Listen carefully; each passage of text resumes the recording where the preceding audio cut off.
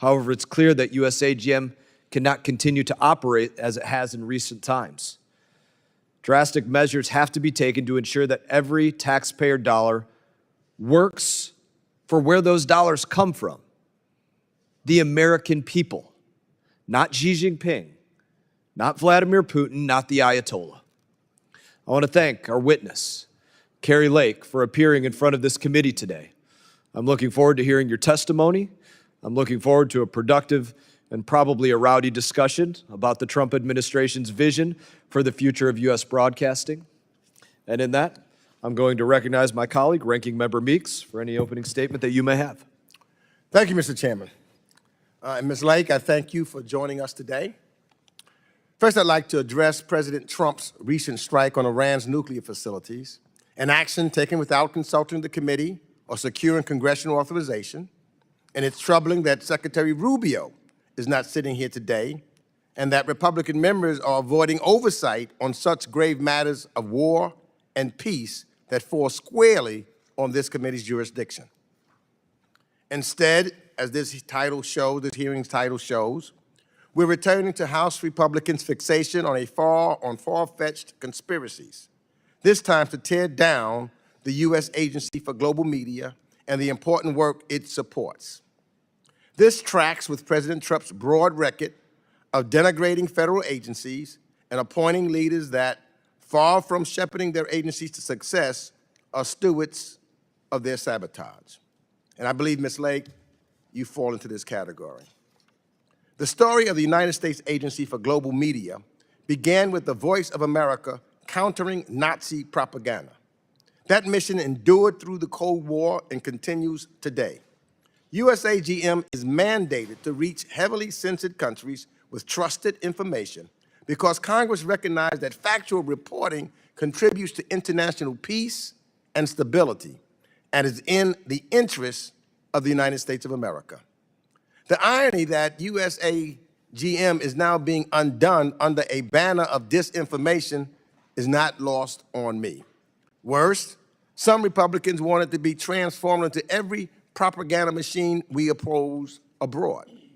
The Trump administration's short-sighted dismantling of USAGM echoes its attacks on the U.S. Agency for International Development, spinning false narratives about corruption and waste to dismantle effective institutions Congress established with bipartisan support. Ms. Lake, if it was your goal at USAGM to use falsehood to advance an agenda, I believe then you're qualified for this job. Your opening statement, as I read, is full of false narratives, aided by Republicans on this committee who still refuse to release their own investigation transcripts. So, Mr. Chairman, if your findings are solid, release those transcripts now. The taxpayers who funded this work deserve transparency, not cherry-picked quotes that suit your sham narrative. And again, I ask that the transcripts, all of them, be made publicly so that the public can read and see everything, not cherry-picked sentences. Before it too was fed into the wood chipper, USAGM and its broadcasters were reaching a record 427 million people weekly, delivering objective news to China, Iran, Russia, and other repressive states. Last year, VOA's Persian service recorded 223 million visits to its website, doubling over 4 years. It had 9.8 million social media followers and 1.8 billion Instagram views.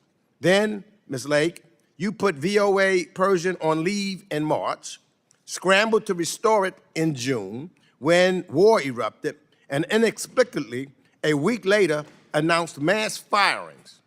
So the question is, which is it?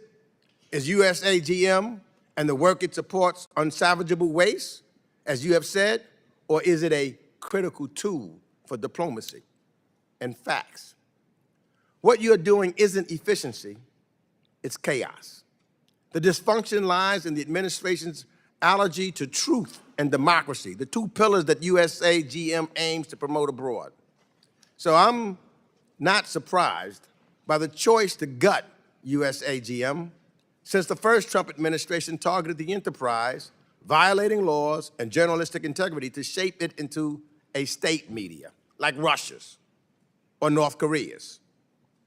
Today, those regimes are actually cheering as we surrender another potent set of soft power tools and abandon the airwaves. The Trump administration, again, chose extremism over facts, tearing down rather than building up our information advantage. Will Congress defend USAGM and free media, or rubber stamp this capitulation to China, Russia, and Iran? Our adversaries are already filling the void, but it's not too late to savage USAGM. Not from itself, as Ms. Lake says, but from this administration's short-sighted hatchet job. With that, I yield back the balance of my time. I thank the ranking member for his comments. I'd say be careful what you wish for. Ms. Lake has provided binders and binders of information that have been included in her opening statement, so they are in the official record, and I'm sure everybody will looking forward to reading that documentation. Other members of the committee are reminded that opening statements may be submitted for the record. We are pleased to have the Senior Advisor for the U.S. Agency of Global Media, Ms. Kari Lake, before us today. Your full statements will be made a part of the record, and I'll ask you to keep your spoken remarks to roughly 5 minutes in order to allow time for member questions. I now recognize you, Ms. Lake, for any opening statement that you may have. Good morning, and thank you, Chairman Mast and Ranking Member Meeks and members of this House Foreign Affairs Committee. Thanks for having me. My name is Kari Lake. I'm the Trump Administration Senior Advisor to the U.S. Agency for Global Media. Before I get started, Mr. Chairman, I'd like to let you know this opening statement I'll be delivering is a shortened version of a longer version that I have submitted to you earlier and would love to be put into the congressional record. Last December, President-elect Donald Trump called me and asked if I would help reform U.S. Agency for Global Media and the Voice of America, and I said yes. I was honored and eager to help these institutions tell America's story to the world. But within days in my role as senior advisor, it became increasingly clear that reform was nearly impossible. The agency was incompetent and mismanaged and deeply corrupt, politically biased, and frankly, a serious threat to our national security. USAGM oversees VOA, Office of Cuba Broadcasting, and grantees like Radio Free Asia, Radio Free Europe, Middle East Broadcasting Network, Open Technology Fund, and Frontline Media Fund, all of which are 100% funded by the hardworking American people. Over the past 15 to 20 years, the agency has become a significant national security risk. They hire a shockingly high number of foreign nationals, and they conduct subpar security vetting, so bad that top intelligence agencies revoked this agency's ability to do even the most basic background checks. So many of USAGM's hires come from countries hostile to the United States. Over the decade from 2010 to 2020, Office of Personnel Management and the Office of the Director of National Intelligence repeatedly flagged severe security failures, but USAGM leadership ignored them. They continued to grant journalists and technicians, many from foreign nations, high-level security access based on falsified documents and incomplete background checks, phony names, phony social security numbers.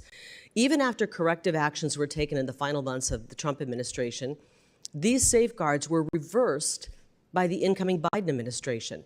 The scale of the problem is staggering. During the first Trump administration, the political appointees led by CEO Michael Pack got to work fixing it.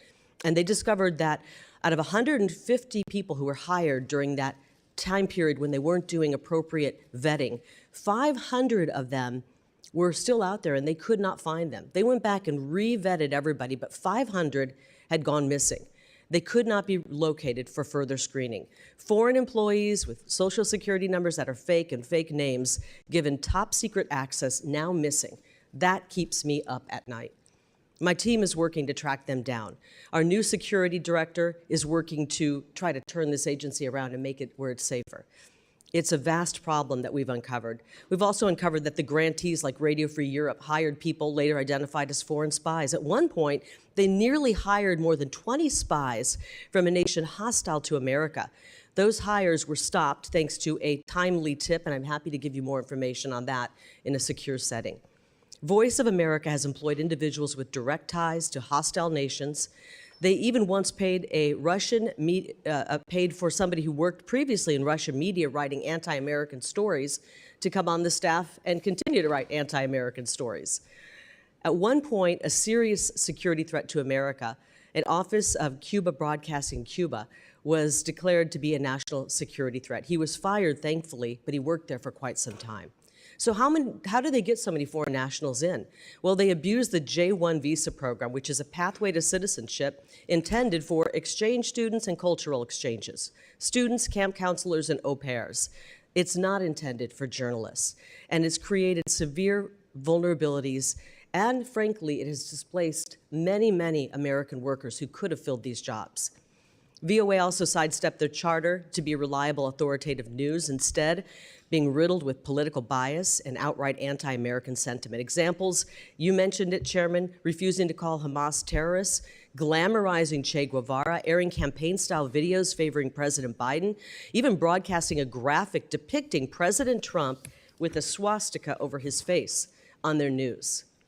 I wouldn't want that, by the way, even if it was President Biden. That's totally inappropriate.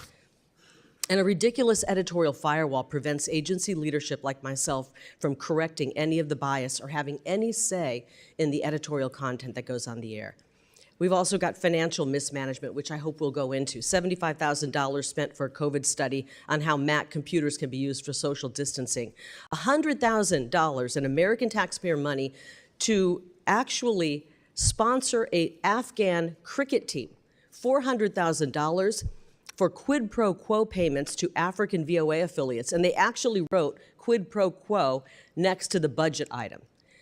$825,000 for a New York music show and $6 million contract for consulting advice that was never even implemented. I told these stories to people, and many times they say, wow, this place sounds like a crime scene. And I frankly have just learned that it is indeed a crime scene. We've learned that there is an active investigation going on at VOA for a series of threatening phone calls that have been coming out going after one of your colleagues, a sitting member of Congress, with years' worth of threatening phone calls. And they've discovered that those phone calls were coming from inside the Voice of America. This place is rotten. It's rotten to the core. President Trump has asked me to go in and help clean it up. And he's also issued an executive order to reduce this agency down to its mandate, to what is mandated, statutorily required. That's exactly what I'm doing. I don't care if they attack me. We're gonna make it right for the American taxpayers. And with that, I'm happy to answer any of your questions. Thank you, Ms. Lake, for your opening statements. We're now going to move to member questions. We ask that members keep their questions to 5 minutes. I'm going to begin by working down the line. I'll start by recognizing the Chairman Emeritus, Representative McCall. Thank you, Mr. Chairman. Ms. Lake, thanks for being here today. I want to thank you for visiting with me in my office to talk about these challenges that you've outlined. I think the chairman has outlined them quite well. I want to commend you for reforming USAGM. I think every new administration has a right and responsibility to do so. Your testimony has highlighted systemic problems that must be addressed. More importantly, security lapses, misuse of visas, weak editorial oversight, and much more. I look forward to authorizing this agency with the chairman and his authorization bill to correct these abuses. I remember President Reagan used Voice of America when I was entering college as a frontline voices against Soviet oppression. It was a voice of America, not the voice of anti-America. Recently, I used the Voice of America and Open Technology Fund to translate my report on the origins of COVID-19. We disseminated it through mainland China, broke through the firewall. It went viral, got the attention of the CCP foreign minister, who spoke out against me and the report. That's the kind of impact this agency needs to reach. With the events in Iran, we need America's voice in Iran right now. We need to ensure the Iranian people hear the truth, that we do not intend to harm them, but rather their oppressor, and this theocratic regime of the Ayatollah. We need communications inside and outside of Iran. This week, General Vogel, the CENTCOM commander, said the voice of America is a critical tool for American security. You've outlined why there are many insecurities. I hope we can go back to that core mission. My dad's war, combating the Nazis.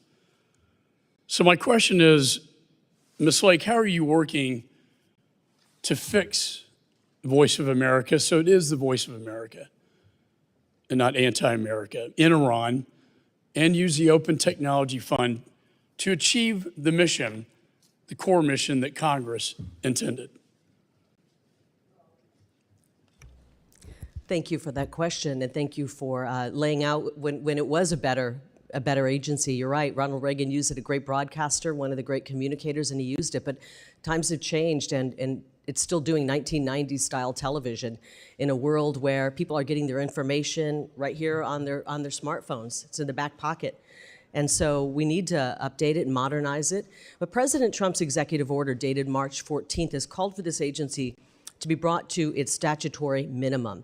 And I'm glad that you mentioned Iran, because one of the languages that is required in the statute is Farsi, and we are still broadcasting in Farsi. And Ranking Member Meeks said that we have not been, and that we, in a panic, started to put news out in Farsi. That is actually not true. We were in the process of effectuating President Trump's executive order, and in the process of doing that, several malicious lawsuits were started up, and the judge froze us from being able to get news on. We literally were frozen in place because of all of these lawsuits. Once we were freed to start putting news on, we immediately went to what the statutory minimum is, and one of the languages is Farsi going into Iran. And I'm very proud to say that when President Trump, when the bombings happened over the weekend on Saturday, and when President Trump started to speak, we had a crew in on Saturday delivering President Trump's message to the people of Iran in Farsi. It was translated and it went out. Sometimes a lean and mean and a smaller staff makes it easier to get things done. And in one of the emails that I got from our Persian team, they actually said that. They were able to move quicker because it was smaller, the bloat had been diminished. And I'm really proud of the fact that we got that on. We're going to continue to operate at the statutory minimum. We are putting out content in Pashto, Dari, Mandarin, Farsi, and Spanish through Office of Cuba Broadcasting. I thank you for that response. I think it's very important right now that the Iranian people hear the American story and the American message, and I commend you for your efforts to reform, and I encourage you to get that message into Iran right now. Communication inside and out is so important for those people if they're going to rise up against this oppressive theocracy that we've endured since 1979. I yield back. Recognize Ranking Member Meeks. Thank you, Mr. Chairman. Let me first enter into the record a letter that you and I received, Mr. Chairman, from 4 bipartisan members of the International Broadcasting Advisory Board, which Congress established and confirmed in 2023. Thank you. Now, Ms. Lake, you may recall the White House fired the board members earlier. Let me just first say this, because I do agree with Mr. McCall on the need of making sure that the voice of America in those places where our adversaries have false information going through. But you cannot do that simply by reducing and ending all individuals that work within that agency.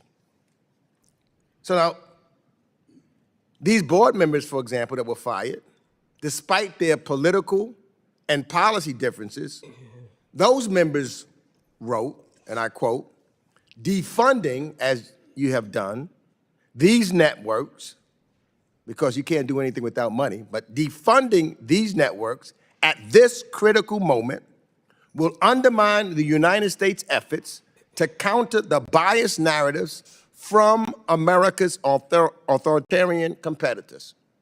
It's crucial. Some have said that it seems as though that our adversaries under this administration has been considered or treated like they're our allies, and our allies have been treated as if they're our adversaries. Now, I agree with the experts that put this letter in. There are grave risks right now for the United States national security posed by dismantling USAGM and the broadcasters it supports. Now, one of the things I want to do, maybe we can do this and it's trying to save some time. I serve on the Financial Services Committee also, where we often engage with companies about the risk analysis that they perform before making major business decisions to outpace their competitors. And I know I hear my Republican colleagues often say that government should be run like a business.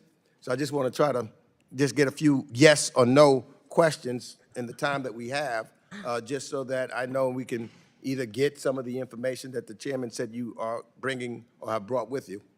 So my question to you is, did you conduct or review a written analysis before placing most of the USAGM's and VOA's employees on administrative leave on March 15th, before cutting off payments to USAGM grantees in March, or before announcing a reduction in force at the VOA last Friday?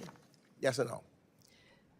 I've been working in media for 30 years, and in every newsroom across this country in that time. Yes or no? Did you do? These are complex questions. They're not yes or no questions. It's either you did a review or you didn't. We are right-sizing an agency that has grown and grown and grown. Did you do a review?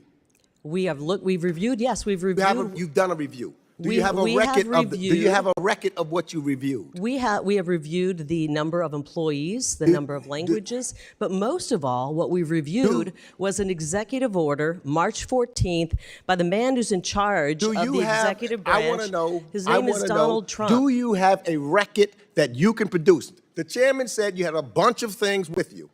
Do you have a record of what you reviewed and who you reviewed to? We reviewed the statute. Do you have a record? Yes or no? We have the statute, and do you have a record? The statute. Yeah, we can pull that statute for if you have it, not the statute, the record of individuals that you reviewed, interviewed, or talked to before you committed your actions of dismantling.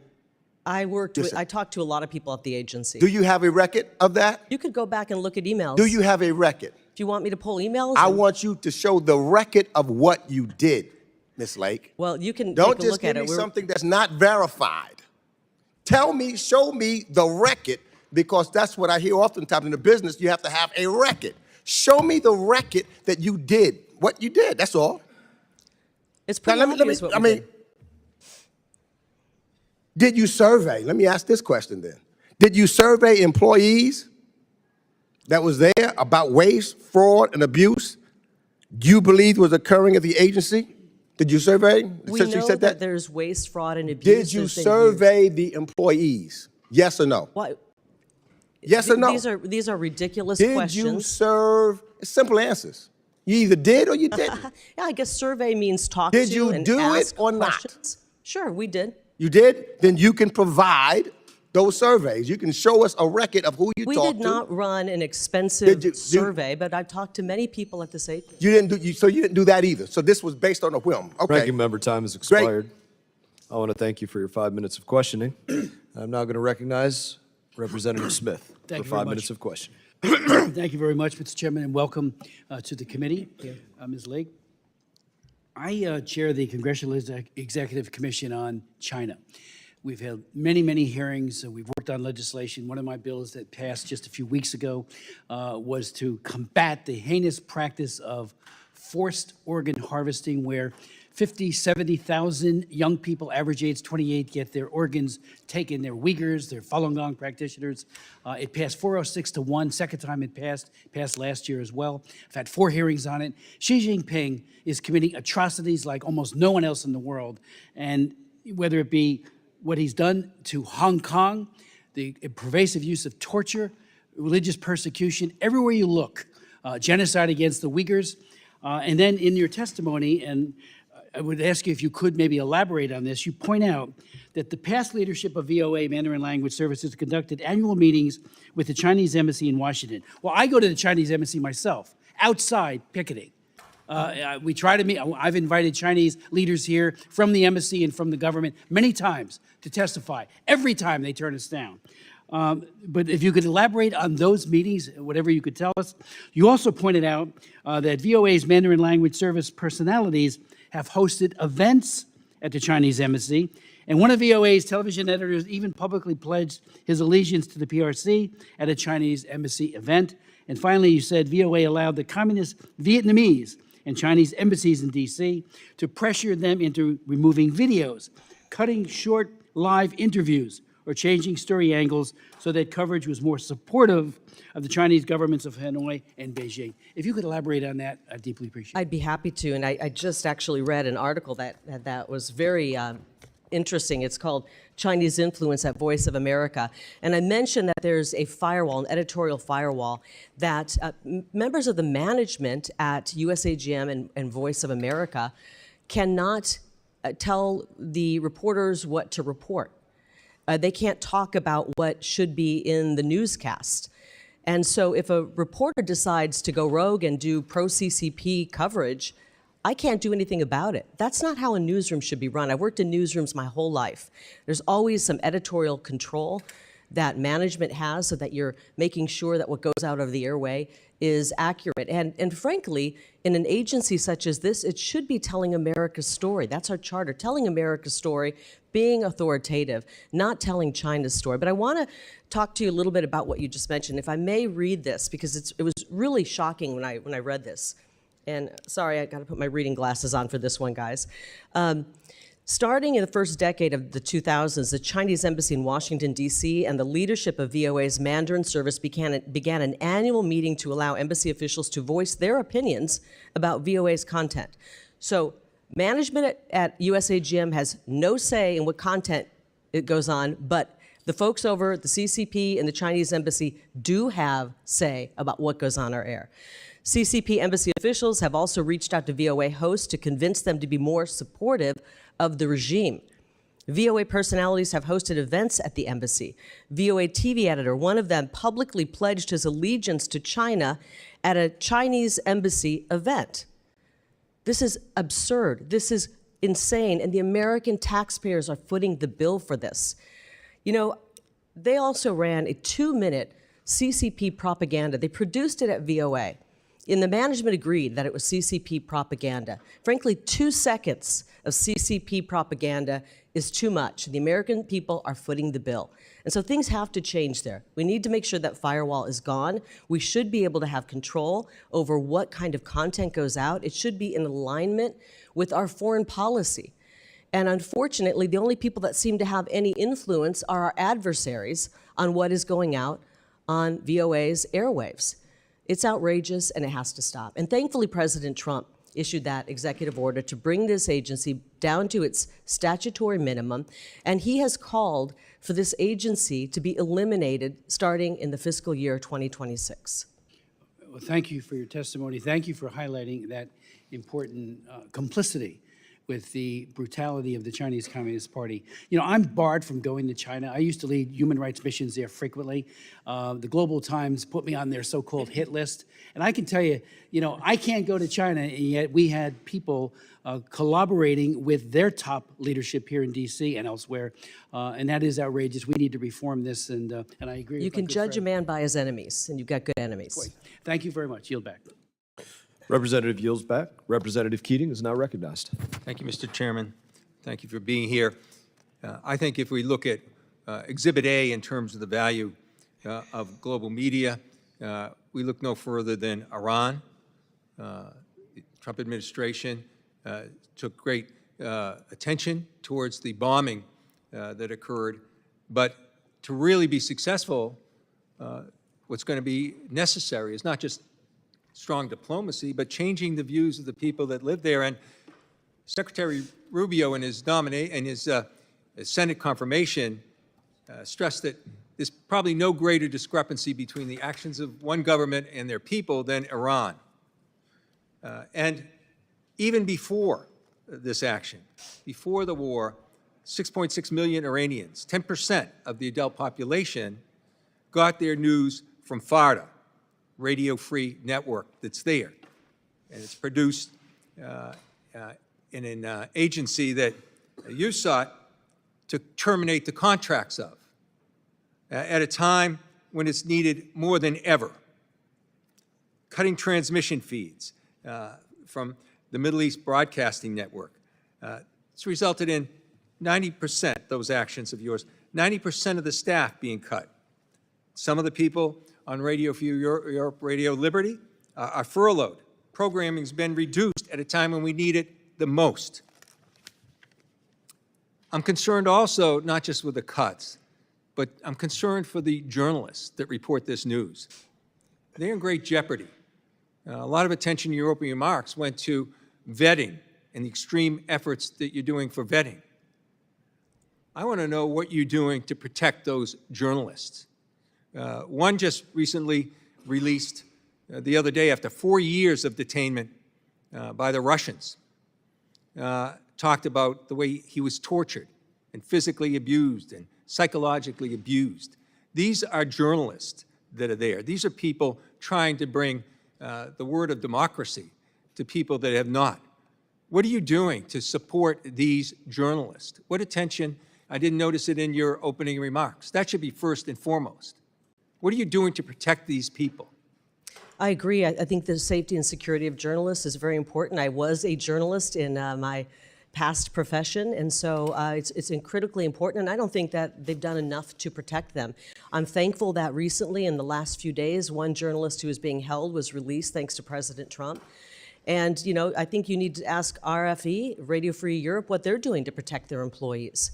I just got to the agency 3 months ago, and what the question is, I would like to know, why are we hiring, if I may, reclaiming my why time. are we I'm hiring reclaiming more my time. Americans? I'm reclaiming my time, Mr. Chairman. You know, it's sort of like blaming the group that's advocating for these people. What are they doing? I'll tell you what they're doing. They've simply asked for a meeting with you.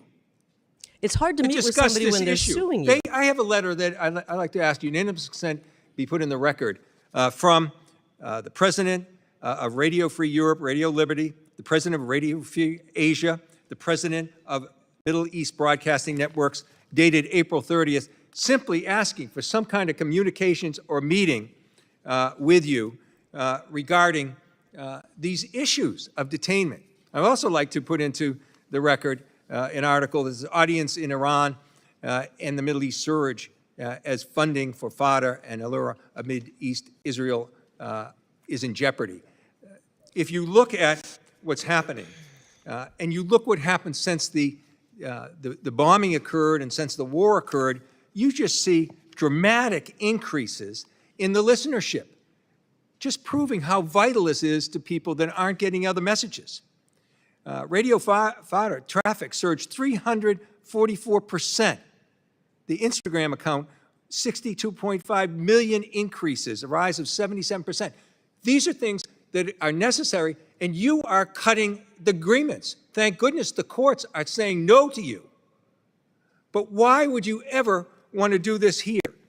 Why would you not? Why do you better say, I want to know what Radio Free Europe, Radio Liberty is doing to protect the journalists, when the U.S. and you have a role in doing it, and you won't even take a meeting from the people that want to meet and discuss the dangers to these journalists.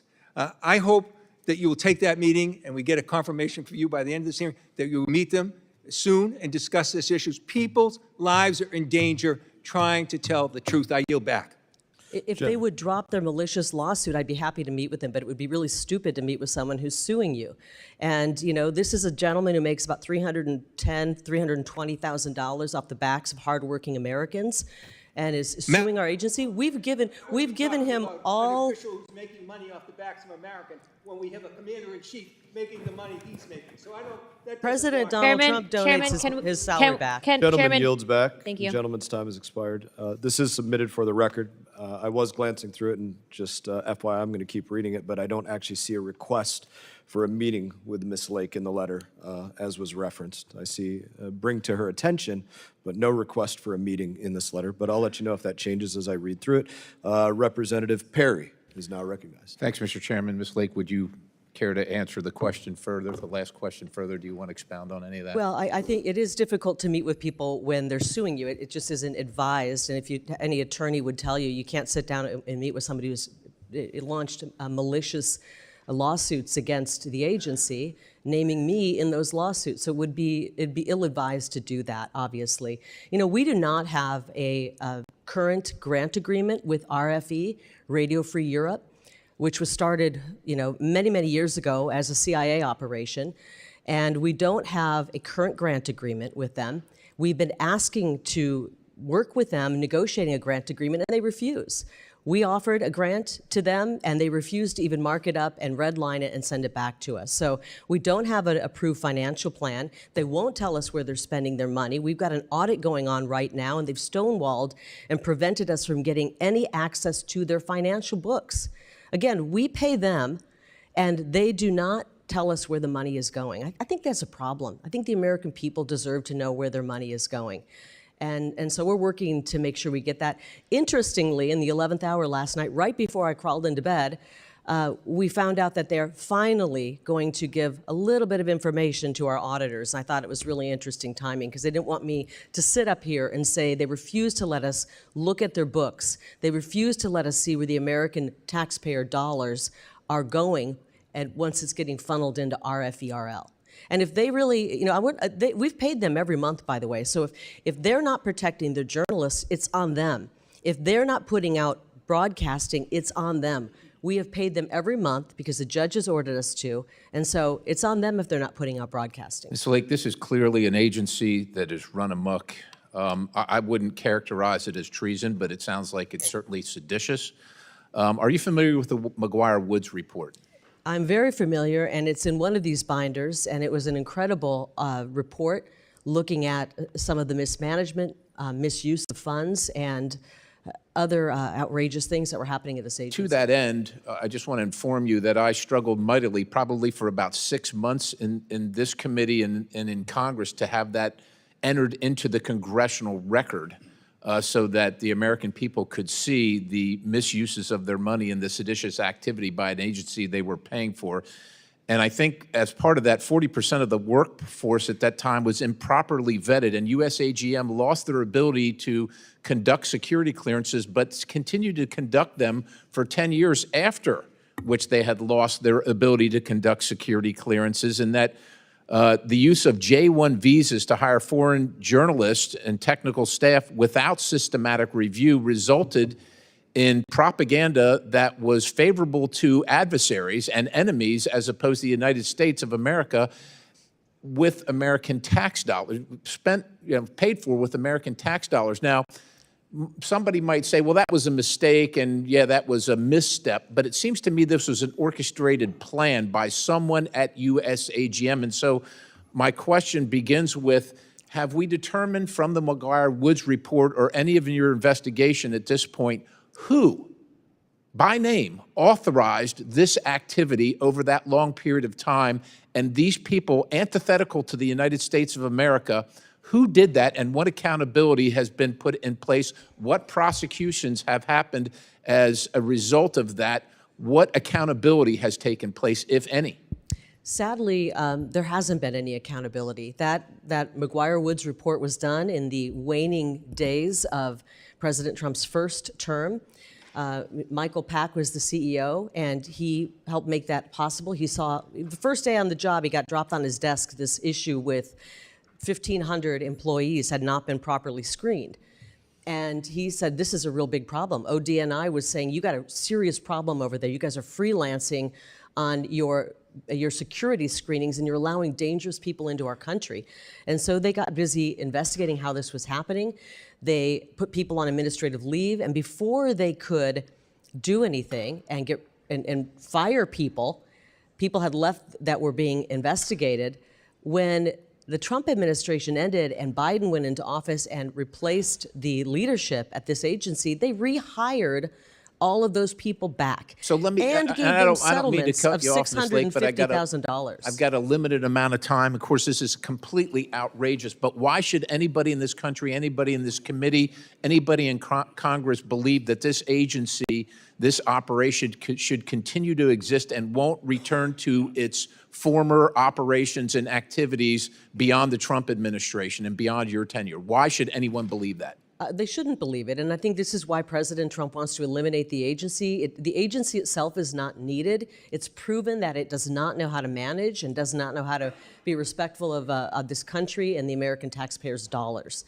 And so I think President Trump is absolutely right in eliminating this agency. We can roll in things that are valuable, that are worthwhile, bring it under the Department of State, where it once was, by the way. Voice of America, back when it was effective, back when many of you talk about the glory days of Voice of America, it was under the Department of State, where there were guardrails on what the story of America was being told. It wasn't anti-American, it was in line with our foreign policy, and I think that's where it probably should end up. Thank you, Mr. Chairman. I yield.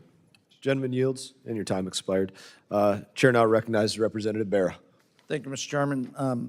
I'd like to enter into the record a letter dated yesterday from the president of the News Guild, just asking this committee to take a look and make sure the funds that are supposed to be restored actually get restored to the grantees. Thank you. Here's what bothers me about this.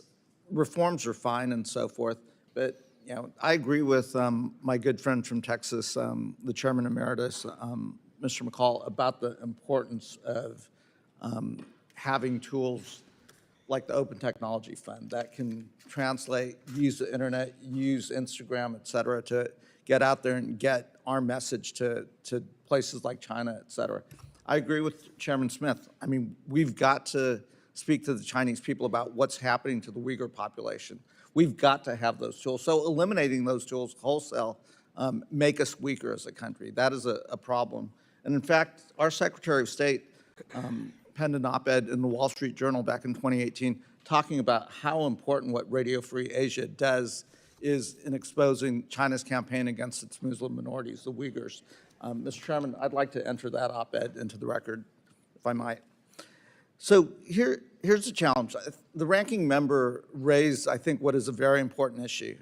We can debate, whether this should say an independent agency come back into the State Department or not, but the wholesale way of dismantling this agency, I think the chairman asked a legitimate question. What was the strategy? Was there a methodical approach to looking at the agency? What was effective? What was not effective? What should we be doing? What should we not be doing? Ms. Lake, can you provide kind of that methodical approach in terms of how the administration, how you looked at what essentially is a dismantling of this agency? Yeah, we actually got to work after the 14th of March, and we put people on administrative leave and assessed what the statutory minimum was. Can you provide us documentation of that so we can do our job as oversight? I mean, in meetings and in discussions, we talked about the minutes of those meetings and the documentation of that. It would be emails and things of the such. That's all stuff that we can take a look at as a committee as we do oversight. Again, I'm not against modernizing the agency. I'm not against looking at things.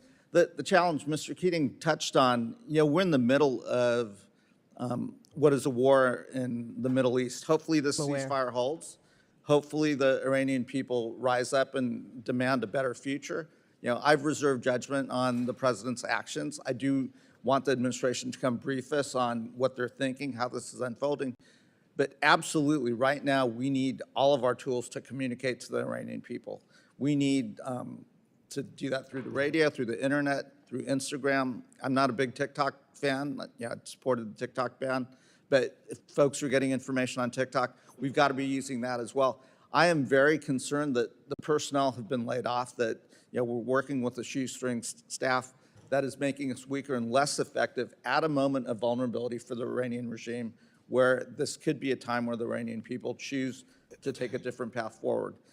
What I would like to do and what I'd like a commitment to do, and I'd ask the chairman for this, is there was a time on this committee where we actually did do reforms. When I was a freshman member of Congress under Chairman Ed Royce, at that time Ranking Member Elliot Engel, we actually did do a bipartisan reform bill that I believe passed this committee unanimously and moved forward. That's our job. Ms. Lake, you should be working with us. We should not be dismantling an agency that we've seen over history has been super effective, whether it was in World War II, combating the Nazis in the Cold War, going against the repressive Russian or Soviet Union and the Communist Party. What I think the administration's doing and how they've approached this is making us weaker. And it is not a systematic way of thinking about how you reform and modernize things. I'd love to see the records, the minutes, the emails, so we can actually do our job in oversight. And I'd love for you to work, and Mr. Chairman, for us to work together in a bipartisan way to say, okay, in the 21st century, we do need tools to combat the propaganda that our enemies are putting out there. We do need to hire the best folks. We do need to have all of that. Again, Ms. Lake, I'd love your commitment to work with this committee, work with Congress to enact those reforms and share the information and what you're thinking. Absolutely. It would be wonderful to work with you and to effectuate the president's executive order to reduce this agency down in size so that it's lean, mean, and effective. And I think it is effective. We were able to get information out into and translated into Farsi as to what was happening. We were able to get President Trump's address translated live as it was happening. You don't need a massive staff. This is the only newsroom in the world that hasn't seen cutbacks because we don't need to have massive newsrooms. Again, 15,000 people. Right now, what I worry about, though, is we've let go of all this staff, and it isn't happening, and it's only happening. We haven't let go bits of and all the pieces. staff, actually. Gentleman's time has expired. By the way, can I just mention something? I want to show you the newsroom, one of the newsrooms over at VOA. I don't know if you can see this. Empty. It's kind of a Where's Waldo. Can you spot the one person in there? Not from here. One person in the newsroom. And I know you're probably saying, yeah, thanks a lot, Kari. No, this was actually back during the Biden administration. I didn't hear any complaints coming from anybody when nobody was showing up for work at VOA, when one person was showing up in the middle of the week. One person showed up.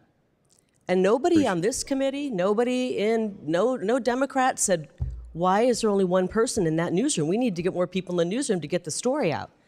Nobody was showing up for work. And now that we are actually right-sizing an agency that has been bloated out of control and has never been right-sized, even though newsrooms all across this country. Mr. Chairman? I'm now going to recognize myself for 5 minutes of questioning. Oh, Mr. Chairman, unanimous consent, just for clarification. Was that in the middle of COVID, by the way? This was last November. So I think COVID was over. Good question. But the elections were, maybe it had something to do with the elections. Well, I think you'd want to be in there if there was an election. This is the middle of the week in November. I've been in newsrooms, they're actually really full during an election. But I know this newsroom was ready to attack President Trump. They were doing ads for Joe Biden. They were literally running Joe Biden ads. Mr. Chairman? And whose time is attacking this? President Trump. Whose time is this? Well, Mr. Keating just wanted a moment to ask a question, so I think she's responding to that. I think it's You're welcome cutting for into giving your more time, time. Mr. Chairman. You're welcome for giving more time to your side. Appreciate more questions like that. Mr. Chairman, like the gentleman, I have a clarification question. Please. If it was the middle of November, then to the gentleman's point, it was after President Trump had won, and those people were out because they were in mourning, because they were so partisan that they wanted to not be there. And I think he made a very good point, and I thank the gentleman. We digress. Can I actually just respond to that really quickly? I am actually going to recognize myself for 5 minutes now, as much as it's been a fun exercise with everybody. I would make the point that, radio free is not free. And I was just thinking about this in my office the other day, and I was like, what's the most common media in America on the radio? I think it's iHeartRadio, iHeartMedia. The entire budget for iHeartMedia across the breadth of the United States of America and the globe is $90 million. Wow. That's the entire breadth. For Radio Free Europe, $150 million, significantly more than all of iHeartMedia. For Radio Free Asia, $70 million. For Middle East broadcasting, $103 million. You think of all of those individually, and you compare that to iHeartMedia across America, and you look at the reach of that. I just think it's an interesting note as we point out the need to downsize the size and scope of what's going on in USAGM. I did want to do my questions right now because I wanted to touch a little bit on what Representative Perry had spoken about with that IG report, but I am very surprised that nobody touched off on this on either side of the aisle. It was just said by you in your opening remarks that there's a member of Congress targeted by somebody inside of USAGM. Does that mean you were tracking their IP address and they were emailing people or they were phone calling? How do you track that? What do you mean? Well, you'd have to ask the Capitol Police. They're the ones, I believe, doing the investigation, and it's an active investigation. But from my understanding, somebody was calling a beloved member of Congress who's actively in Congress right now. And Republican or Democrat? I'm going to let you guess. With the bias you've seen at this agency, just take a wild guess. Can you say the name of the individual that conducted this? I think I would prefer to withhold that, and maybe we can talk away from this because I don't want to sabotage the investigation. Will you keep us updated on it as the investigation goes on? I will as I learn more. From what I've learned is that over the course of 2 years, I believe starting in roughly October of 2023, right up until January of 25, threatening phone calls were being made to a sitting member of Congress. And through the course of their investigation, they figured out where those calls were. I don't know how our investigators figured that out, but they have ways, and they found out that the phone calls to the sitting member of Congress, threatening calls, were coming from inside of VOA. Thank you for sharing. We look forward, I'm sure all of us on both sides, to hearing more information about this. I want to get to the questions about the IG reports, and it's something that I spoke about in my opening statements. Individuals hired on, improperly vetted, some of these agencies asking for their own SCIFs, their own secure places to view classified information, and not literally always being given security clearances, but given access to secret and top secret information. It's amazing to me to think that journalists were given what we might not give allied militaries. That to me is a very interesting thing to think about. But when you say we couldn't find 500 of these individuals, you mean somewhere in the government you went to go look for who are these people that you consider suspect, and now they pulled a Kaiser Sose and we can't see them anywhere? What's going on?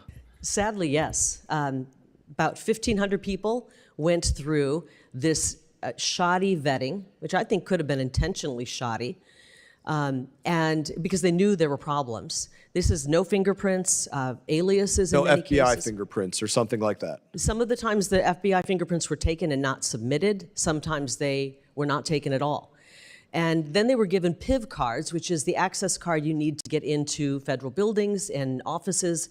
It's actually a very secure way of keeping our offices and our departments and Somebody's agencies hired by safe. America, they have a direct deposit. They have, like you said, an ID card to get into a building. If they're global media, they might have a passport to travel on behalf of the United States of America. The fact that you're saying these individuals cannot be found is a staggering statement. Not only can they not be found, and we've asked for help with other agencies to try to track them down. We even asked the Doge guys. You know, these are young guys who have a way of kind of looking into things, and they said, "I think we can find them." They tried and tried and tried. Did they use aliases? I mean, were these people using fake names? Yes. Okay. When they come in. Did they have social security numbers, or were they foreigners? They're foreigners with no on social visas? security numbers, so they're given just a notional number was put in on these forms. They had forms that were not filled out. I mean, this is a massive security failure in a level that should keep you up at night. I want to ask you one more question. And they could be working, by the way, at other I want to agencies. get to one more question before my time expired. Like you said, you were a big part of media in your prior roles. Did you ever have a TS or SCI clearance, or did you ever get to go into a SCIF as a member of the media? No. Thank you. I now recognize Representative Scherflis McCormick. Thank you so much, Mr. Chairman, and thank you, Ms. Lake, for being here. I do have major concerns about the role that VOA plays, especially since as recently as a few months ago, there were over 427 million people who were actually being exposed to VOA. And VOA is usually one of the best places that we can provide fact-based and objective information to audiences, especially in China and Iran. Especially with the escalation that we're seeing in Iran and with lack of any kind of intelligence briefing, we want to get more information as far as what's actually going on in Iran and in the information we're providing them. But what I wanted to bring to your attention is a letter that we have here that I wanted to admit for the record. And it is from Radio Free Asia, Radio Free Europe, Radio Liberty, Middle East Broadcasting Network. And what they're pretty much saying is that they tried several times to reach you. Pass it on back. Thank you. I I'm gonna think read I've it. The already last expressed one why I didn't have haven't a met with him, request. because we're in I active just want to read it to litigation. you first, 'cause I want to give you the opportunity. Okay. I do believe that foreign affairs, especially when it comes to national security, shouldn't be a partisan issue. I do believe that. And I want to give you the opportunity to just explain, because as one of my colleagues mentioned, there was a letter in April where they said they haven't met with you. And in this letter, they're saying that they've tried to meet with you and that Ms. Lake has not spent a single minute with us or our senior team. She has not visited our office or inspected our operations. And so with this letter that we have here that clearly says it, I also want to bring to your attention where it says also that they're still open to meeting with you. And I know now you're saying you can't meet with them, but I want to get more clarification. Within the 2 weeks that you were in your position, that you declared that it was you said specifically that's largely incompetent, corrupt, biased, and a threat to America's national security.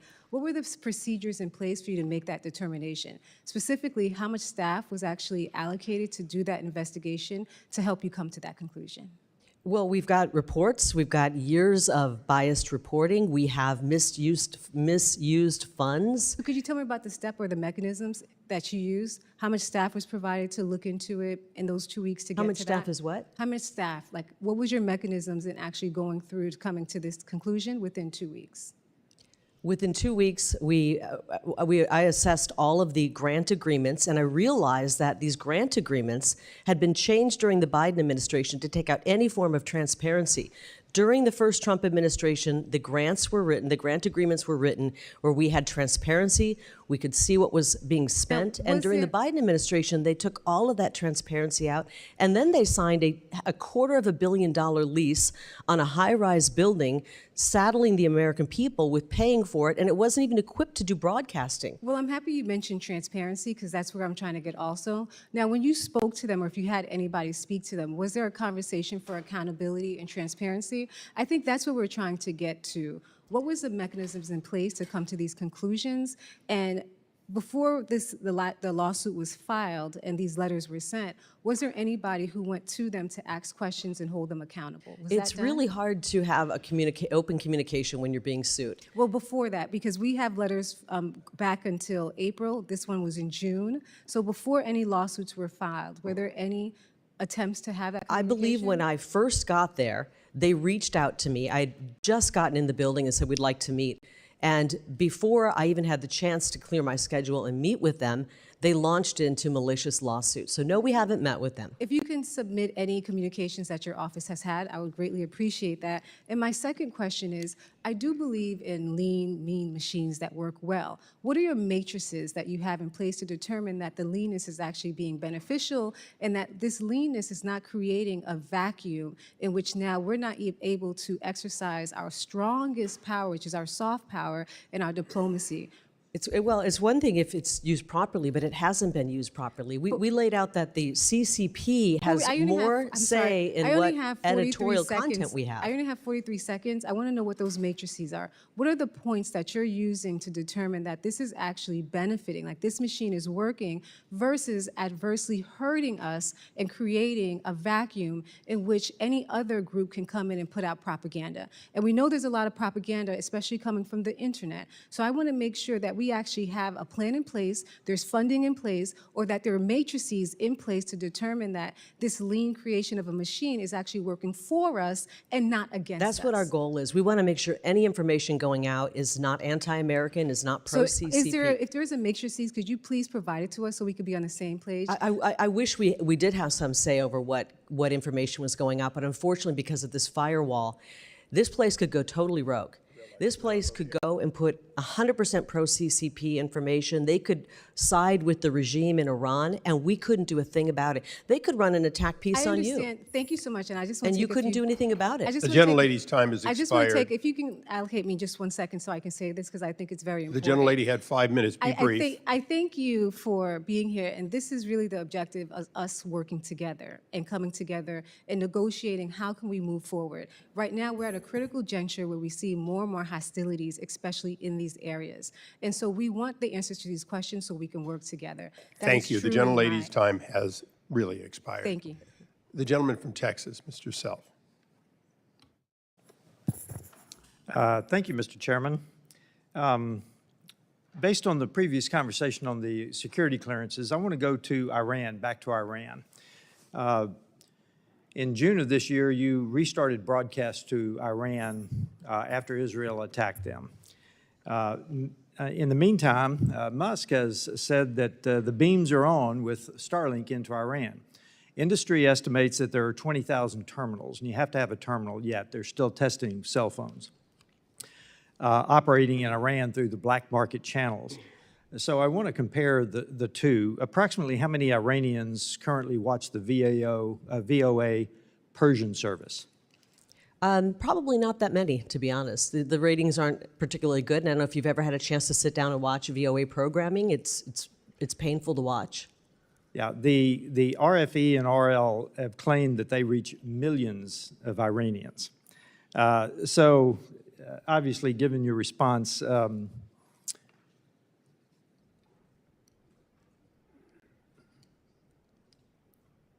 how are we going to support broadcast into Iran then, is the bottom line. I'll jump over some of this because I think it's not going to be answerable. What format do you see going into the most constrained countries? How are we going to do that? Because technology is changing fast. Absolutely. So, you know, we can call it radio, free whatever, but how do you plan to get pro-American, the American story into the most denied countries? And we'll start with Iran. You know, I think Starlink is a great option. And when a lot of people have mentioned OTF and that's the way to go. But to be honest, they're behind the times. You know, they're looking at VPNs.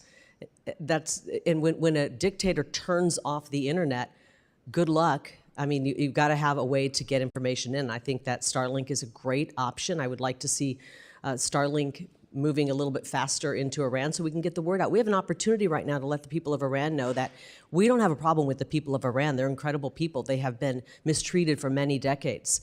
And we want to make sure that they know that America is a friend.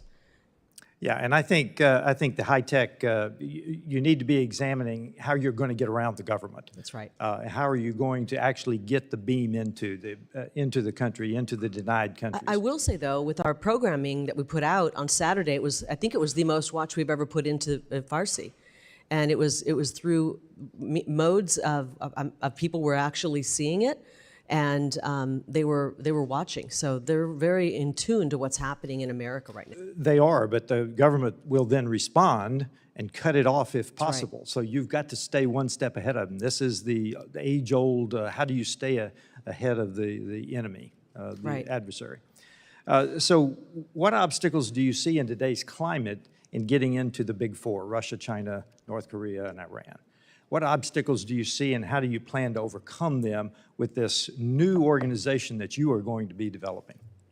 Well, we would like to continue to put information that is accurate to the folks in those. And as I mentioned, we're reaching 4 languages, actually Pashto, Dari, Mandarin, Farsi, and in Cuba as well. And it's difficult. You know, we're still using radio and Radio Marti in South Florida. Sure. That seems to be working, but we're not reaching that many people with this. And I think we have to examine if it's worth the money that's going into this to be not reaching that many people. There's other ways to reach people than, like I said, 1990s style television.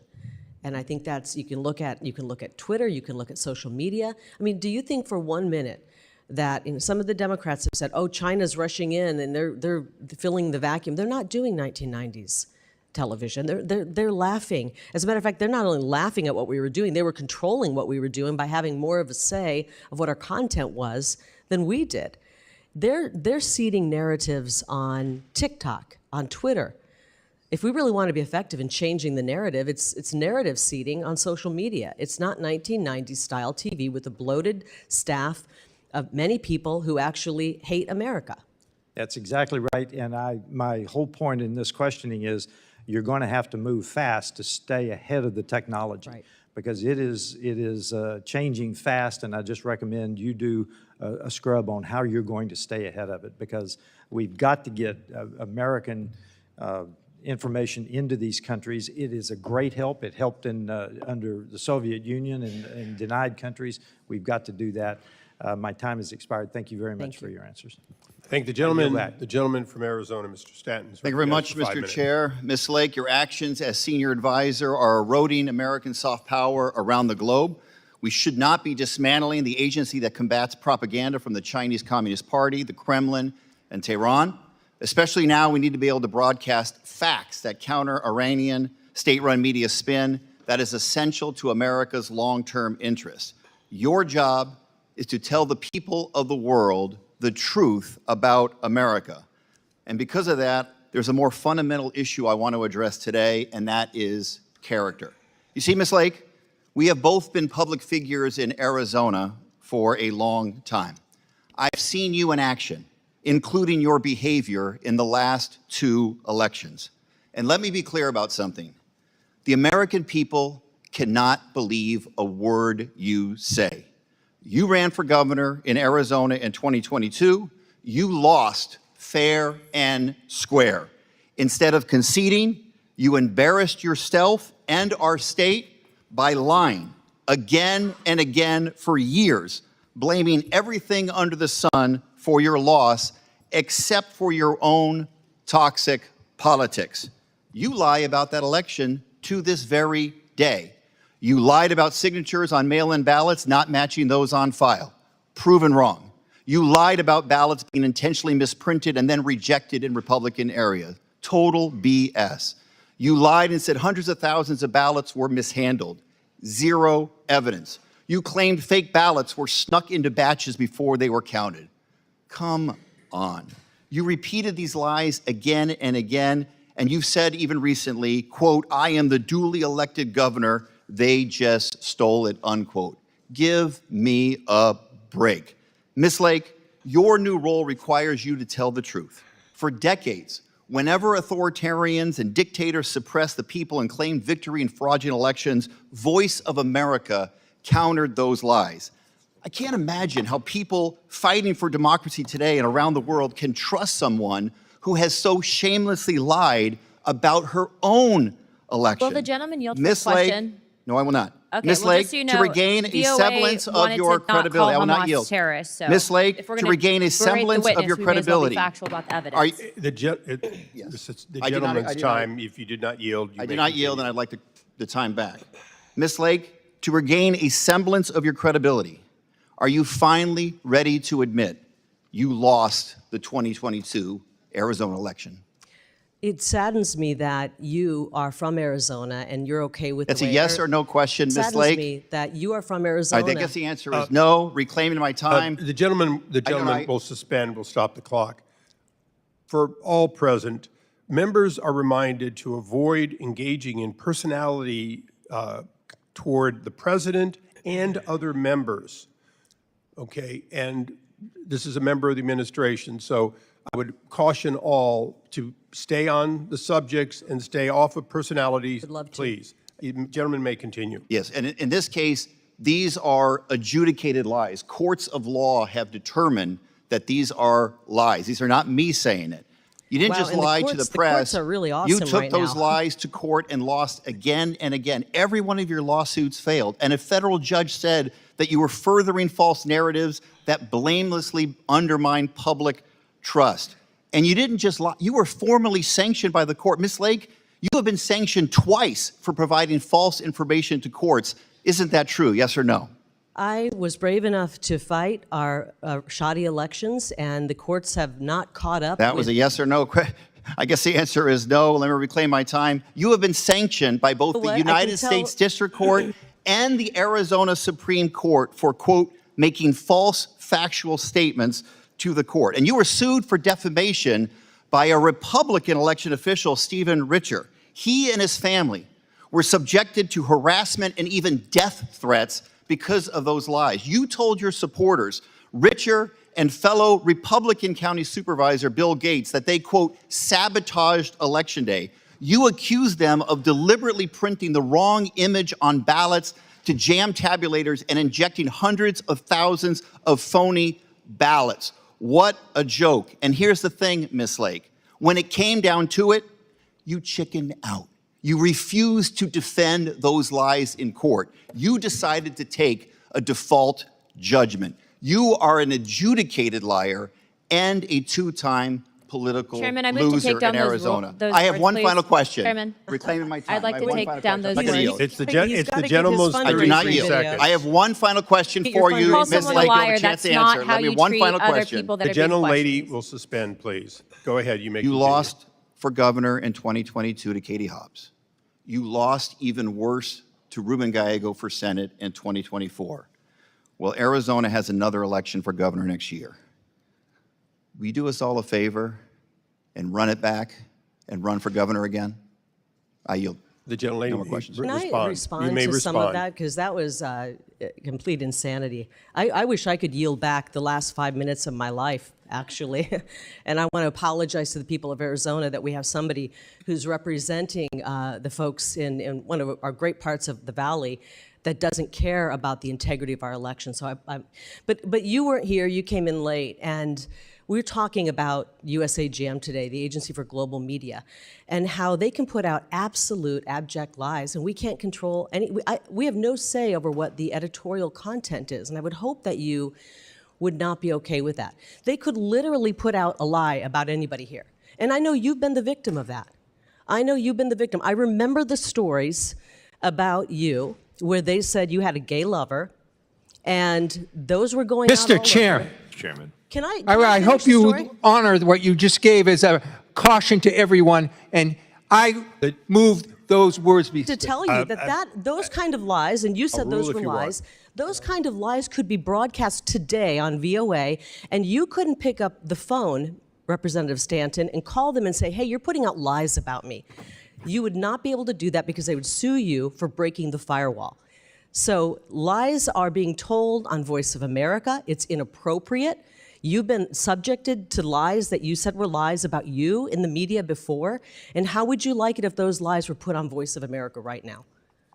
Because they could do it, and you couldn't do a thing about it. You couldn't stop it. You couldn't stop all those lies that you said were said about you if they went on Voice of America today. You'd have to sit and take it. Okay, I thank the gentlelady, and I appreciate the dialogue. Ruling on the chair, on the member, she was responding, and I thought rather complimentary that in fact those were untrue, and she was defending that. So That's what he says. I'll leave it as that. I think Mr. Stanton would agree that those were untrue statements, and she said so. I will now recognize myself for 5 minutes. Mr. Yeah, Chairman. I apologize. I wasn't concerned at all what you were saying. My concern is that the leader of this agency, which is supposed to disseminate truth about the United States, is an adjudicated liar. That's not an exaggeration. That's not. Okay, the gentleman made that point quite clearly. Said that, and Mr. that's why I brought it up. Chairman. Recognizing myself for Mr. 5 Chairman, minutes. the unanimous gentleman- consent. Twice so far, the chair, prior to you, had said there was no documentation for requests of Does the meetings. So gentleman I'd like want to submit unanimous something? consent that these be placed in the record. These are requests for meetings that have not been answered. Thank you, Mr. Could I Chairman. see the date on those? I mean, were those... Okay, we'll be able to make Okay. the record complete, and you'll be allowed to give the other half of these emails. For the record, we agree, for unanimous consent, that these emails be entered and considered factual with the recognition that they be verified by the agency. I'll now recognize myself, and I'll be brief in saying, if everyone on the dais had the accusations of their opponents, or even, quite frankly, sometimes the legal battles, all of us would have a bad day here. That is part of politics. But we're not here to discuss politics today. We're here to discuss the spending of hundreds of millions of dollars and a question of whether or not it was best spent on behalf of the American people.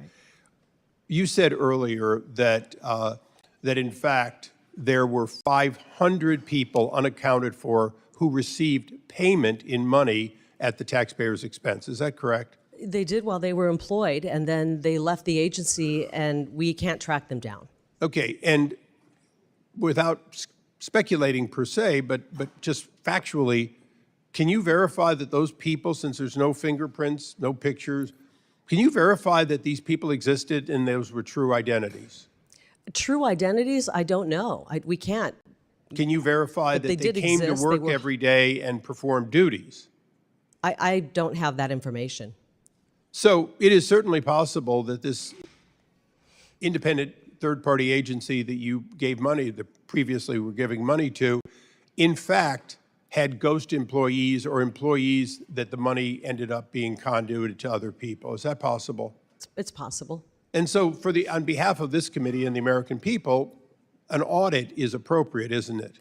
I definitely believe it is, and we're in the process of doing an audit right now. Okay, and if you fail to get the cooperation in the audit, please come back to the committee, because I think you'll see that we're willing to take further steps to support that need for an audit. We have been stonewalled in the audit. The grantees, Radio Free Europe, Radio Free Asia, Middle East Broadcasting, and I mentioned OTF, have not wanted to give us any information, stonewalled, prevented it. We started this weeks ago, and as I said, just finally, last night, on the eve of this hearing, they finally said, okay, you can come in and start looking at our books.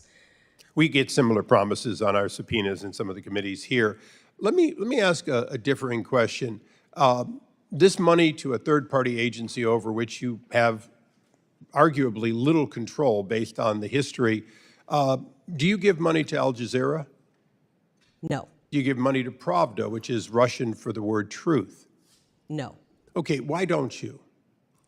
Obviously, because those are propaganda machines of, in many cases, our enemy. Because they're adverse to the interest of the United States of America.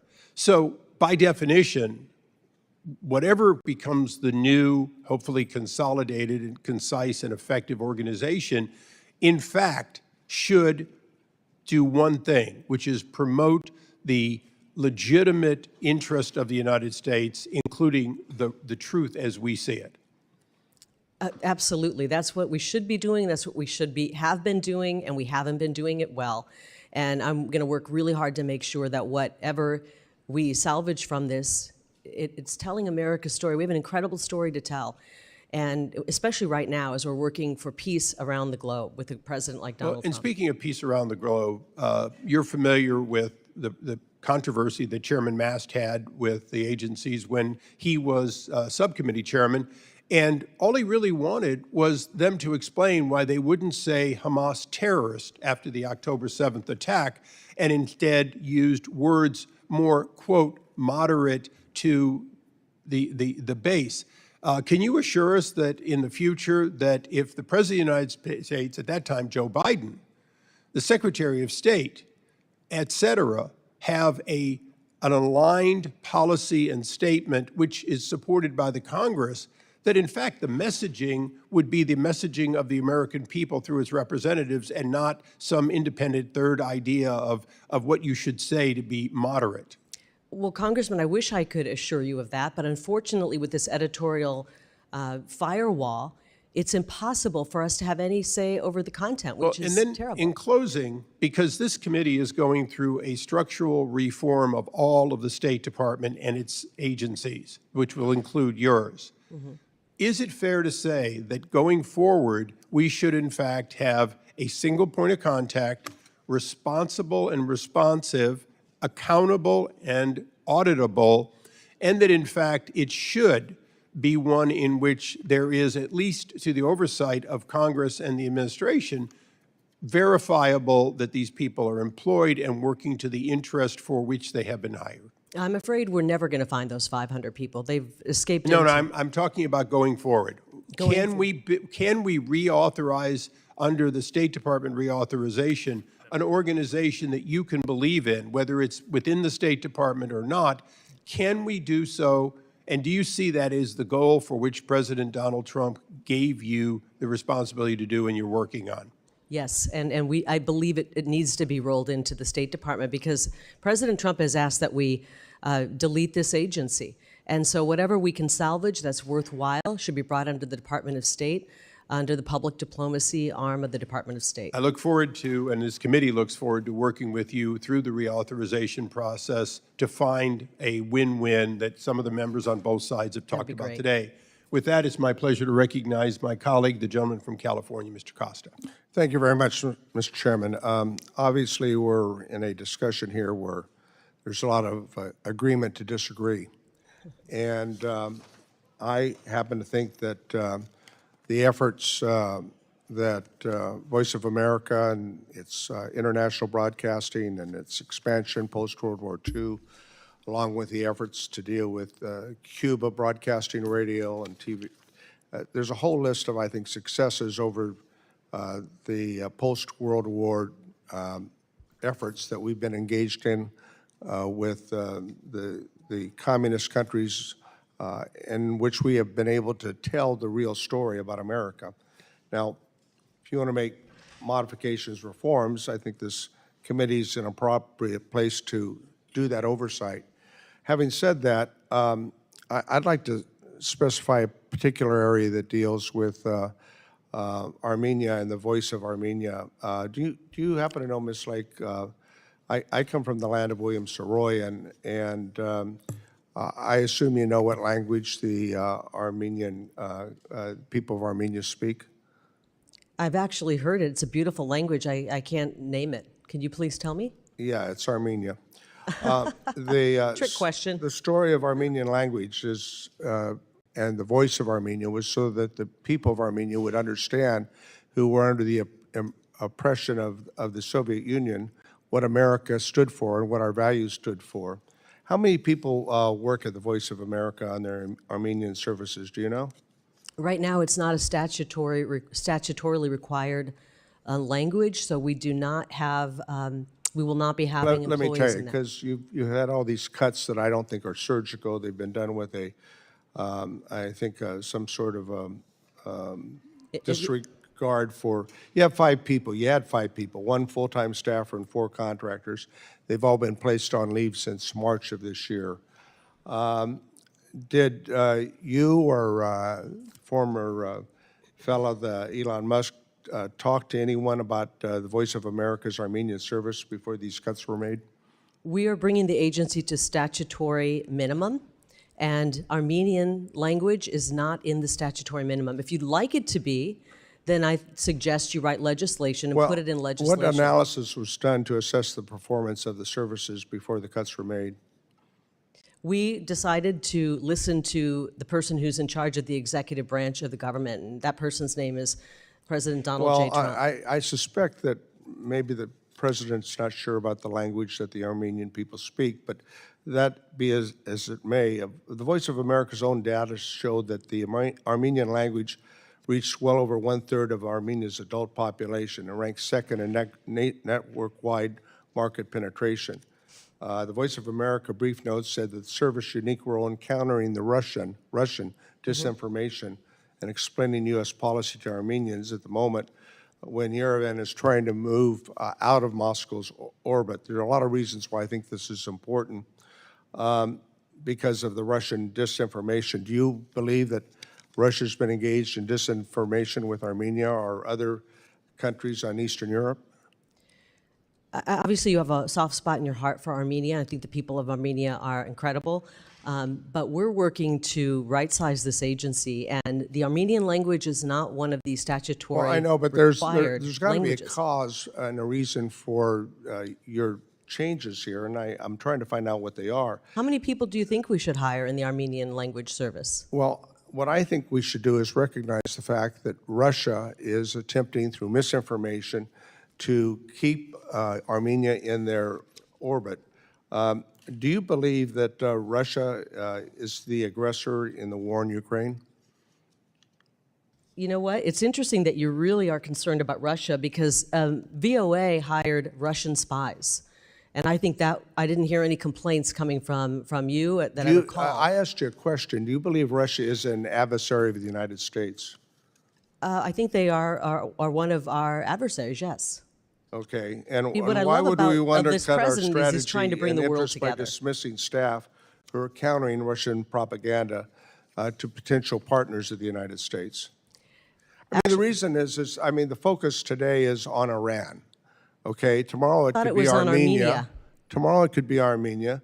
And I think that when you put the Voice of America's Persian service on leave only to call them back after when Israel and we started trading missile strikes, I mean, isn't that a tacit admission that there were need for people to be on duty to provide that information, the voice of Iran?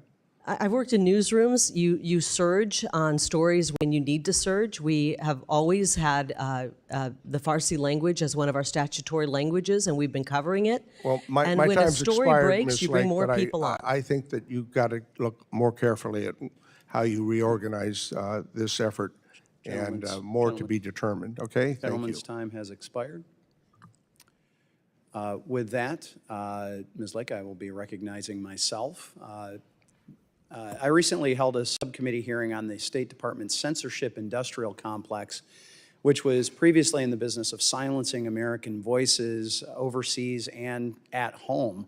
Thanks to a thorough investigation and review by Congress and the Foreign Affairs Committee previously and President Trump's leadership, that bureau is no more.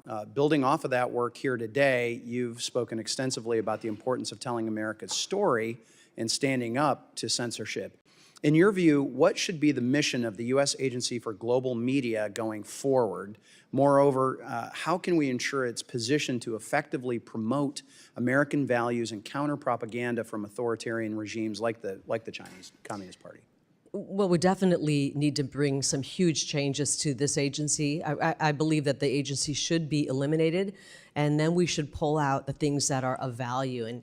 And VOA, Office of Cuba Broadcasting, we need to look at what works. And what works is telling America's story abroad. What doesn't work is being anti-American, telling the CCP propaganda abroad on our airwaves.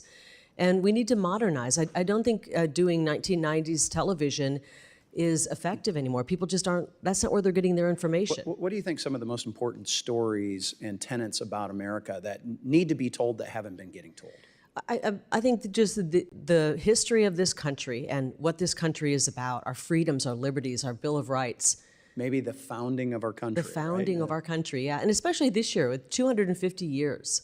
That would seem to me a pretty big story to tell. I mean, that seems like one of the things that's something that the rest of the world's going to pay attention to. And one of the things that's statutorily required is to talk about all 50 states, including the beautiful parts of our country, all 50 states and tourism. Those are things that are actually in the statute. By that, I'm sure you mean Michigan. But Michigan's beautiful. One of my favorite states. I'm a Midwesterner. I was born there. I was born in the Midwest. Right. So we haven't been doing that, and we're trying to do what's statutorily required. Unfortunately, they've gotten into the habit of hiring foreigners to tell America's story. Yeah. And if you were born in another country, you don't know our history, you don't know our culture, in many cases you don't know our language, how do you effectively tell America's story? That's the right question to be asking, and now we're looking for that solution of how to do that. I think there's growing consensus that America needs to do more to push back against authoritarian propaganda and censorship around the world, particularly from communist China, but other places as well. I have an example, a specific example from Southwest Michigan. I happen to represent a significant Burmese population in my district, many of whom with family and friends still subjected to the authoritarian military junta's role in Burma and their rule there.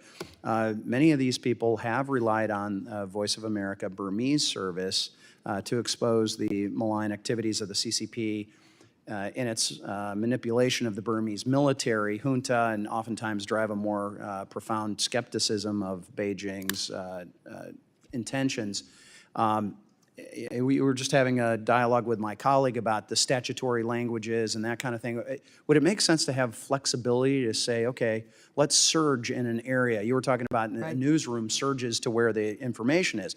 Wouldn't it make sense to have some flexibility to say, okay, you know what? Burma is a place that we need to be paying attention to, and so and move some of those assets around. Absolutely. But I'm curious, what role do you see organizations like USAGM, and you were just talking about possibly eliminating them, playing in the global information fight? What reforms do you prioritize to ensure that we're winning the battle? That's the most important thing. Well, for starters, I'm going to prioritize making sure that we're getting out information that is not anti-American. That would be very disastrous, and we've done that in the past, and we don't want to do that anymore. And I'm going to work to make sure that's not happening. But you're right. We need to search. There's no expiration date on anything in the government. You know, if we are working to see to it that people of an oppressed nation are getting information, to know there are options out there, to know that there's a better way. And then when that nation is no longer being oppressed, we continue to operate there. It just doesn't make sense. But what they've done over the years, 84 years, is expand, expand, expand, collecting more languages, covering more languages that we don't necessarily have to be covering. You know, one of our success stories is Office of Cuba broadcasting directly into Cuba and getting into the ears and the hearts of the people of Cuba. But there will come a day where I believe there will be freedom for the people of Cuba. And then do we need to still continue to broadcast in? That's a question that needs to be asked. So we should have expiration dates when it's mission accomplished. It doesn't mean we continue to pour tens of millions of dollars more into it. I appreciate that. My time has expired. With that, the chair recognizes Ms. Jayapal from Washington for 5 minutes. Thank you so much, Mr. Chairman. Thank you for being here, Ms. Lake. The U.S. Agency for Global Media is tasked with providing unbiased news worldwide to over 427 million listeners, many of whom live in countries without freedom of press or freedom of the speech. And it is your job to promote the American ideals of freedom and democracy. So I wanted to start just by confirming, do you support democracy or authoritarianism? I think that's pretty obvious. I support freedom and democracy. Democracy. Great. Would you agree that accepting the results of a fair and free election are critical to a functioning democracy? Would you agree that standing up and cheering for a cancer survivor would have been the nice thing to do? Ms. Lake, this is my time. Okay. Would you accept that accepting the results of a free and fair election are critical to a functioning democracy? It's a yes or no question. Do you think it's essential for democracy to have a free and fair election? We need free and fair elections. Free and fair elections, great. Thank you so much. And yet, you have, to this day, refused to acknowledge that President Trump lost the 2020 election, something that even members of President Trump's own Justice Department have admitted and multiple lawsuits have shown. And we heard my colleague from Arizona talk about what happened in Arizona. So it concerns me that you are now tasked with this responsibility of ensuring democracy around the world when you won't even accept a free and fair election. I'm also concerned by your ability to promote the American ideals of freedom and democracy, given your record defending and praising dictators. Let's look at Hungary. You previously stated that Hungary is, quote, doing it right, and that Hungarian Prime Minister Viktor Orban was, quote, the greatest in America, greatest in caps, and, quote, and equal to President Trump. Do you stand by those statements? I think that Viktor Orban has done a very good job at protecting his people and protecting the Hungarian culture. And so, I think Ms. Lake, if you ask people in Europe, other parts of Europe, the question here is very simple. They would be wishing that their leaders stood up for their people. Is Viktor Orban the greatest in Europe? Yes or no? I think he's done the best job in Europe, yes. Okay, and so even Secretary Rubio acknowledged in a 2019 letter that under Orban, Hungary took a downward democratic trajectory, and yet you insist that Hungary is doing it right. I want to cover some of the policies that Mr. Orban is responsible for. Would you consider banning LGBTQ pride parades like Viktor Orban has done in Hungary as doing it right, recognizing that pride parades are protected under the First Amendment? What does this have to do with the U.S. Agency for Global I'm Media? asking you whether you support the policies of dictators and authoritarians or whether you support democracy. You have said that Viktor Orban is the greatest in Europe. So do you think that Viktor Orban is doing it right when he bans pride parades? I think Viktor Orban has put the people of his country first. So the answer is yes, you think it's appropriate that he's banning pride parades and using facial recognition technology to actually profile people that go to those parades. How about the fact that Orban and his party control 80% of Hungary's media market. Are we here Is talking that about level, Hungary? Yes, we are, because guess what? Your agency actually is responsible for other countries Hungary and is an unbiased ally. Can I news. remind you that Hungary is an ally of America? Oh, and so you think that it's okay that Viktor Orban, the greatest in Europe, according to you, controls 80% of Hungary's media market? Is that level, free, and fair reporting? I don't. You obviously don't like our ally Hungary. I think that I'm the asking people have you voted if for you him, and the think people of that it's Hungary will decide. appropriate. Ms. Lake, it is my time. I'm asking you if it is appropriate that a country, Viktor Orban's government, controls 80% of Hungary's media market. It's just a yes or a no. Do you think that's okay? Think he's the greatest of all I don't time? have an opinion on what Viktor Orban is doing in Hungary. It's not up for Other debate. than I It's know a he puts his fact people that has been first. documented by numerous organizations. who? Now, Can not you tell me only where that have you fact come from? supported, not only Where have did you that supported, fact come excuse from, me, Ms. Lake, Representative? I'm sorry to remind you, you are not a governor, you're not even a candidate for governor, you're here, and this is my time. Not only have you supported dictators that have supported policies that erode democracy, you also spread claims promoted by Russian state media that the Pentagon was funding bioweapon labs in Ukraine.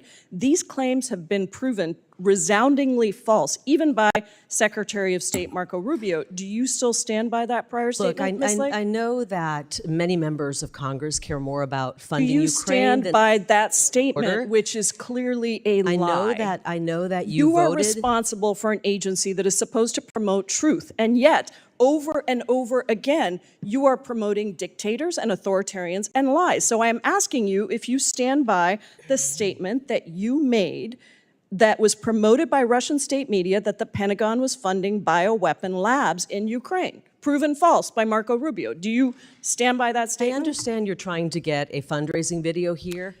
Okay, So well, let me you help clearly make- don't let me understand that reminding you the are people- actually Time here has before expired. before Your time Congress. expired, Mr. Chairman, Ms. Jayapal. I just want to say you had that more than enough time. I gave you a few extra I seconds, and understand, your time and has expired. unfortunately, and I now recognize Representative Ms. Lake Davidson. is not responding Can to I the have questions. just 1 second to respond? Because who is going to be speaking Representative next? Davidson is next. Oh, may I have just 1 second to respond to that? Obviously, from some of the questions we're hearing from the Democrats, they care more about a lot of other countries than America. And we've seen that in their votes, with the money they voted just to spend in Ukraine killing people. Thankfully, we have a president in Donald J. Trump who's going to help bring peace. Maybe we could have regular order, Mr. Chairman? Seems pretty regular to me. Representative Davidson is recognized. Thank you, Chairman. Thanks for having this hearing. Ms. Lake, I want to let you know that Voice of America is just such an important part of Ohio's history.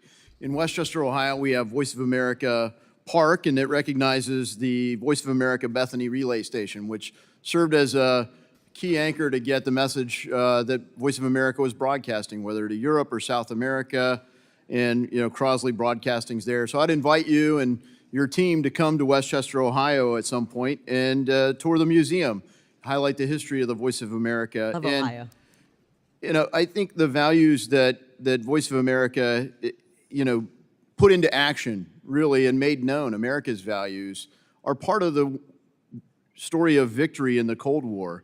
And in Munich earlier this year, Vice President Vance gave a speech expressing his fear that in Europe, these freedoms are under attack. The things that we fought to protect Europe from, we now see, speaking of sanctuary, we have people claiming asylum from the UK, from Germany, and from Poland in Hungary today.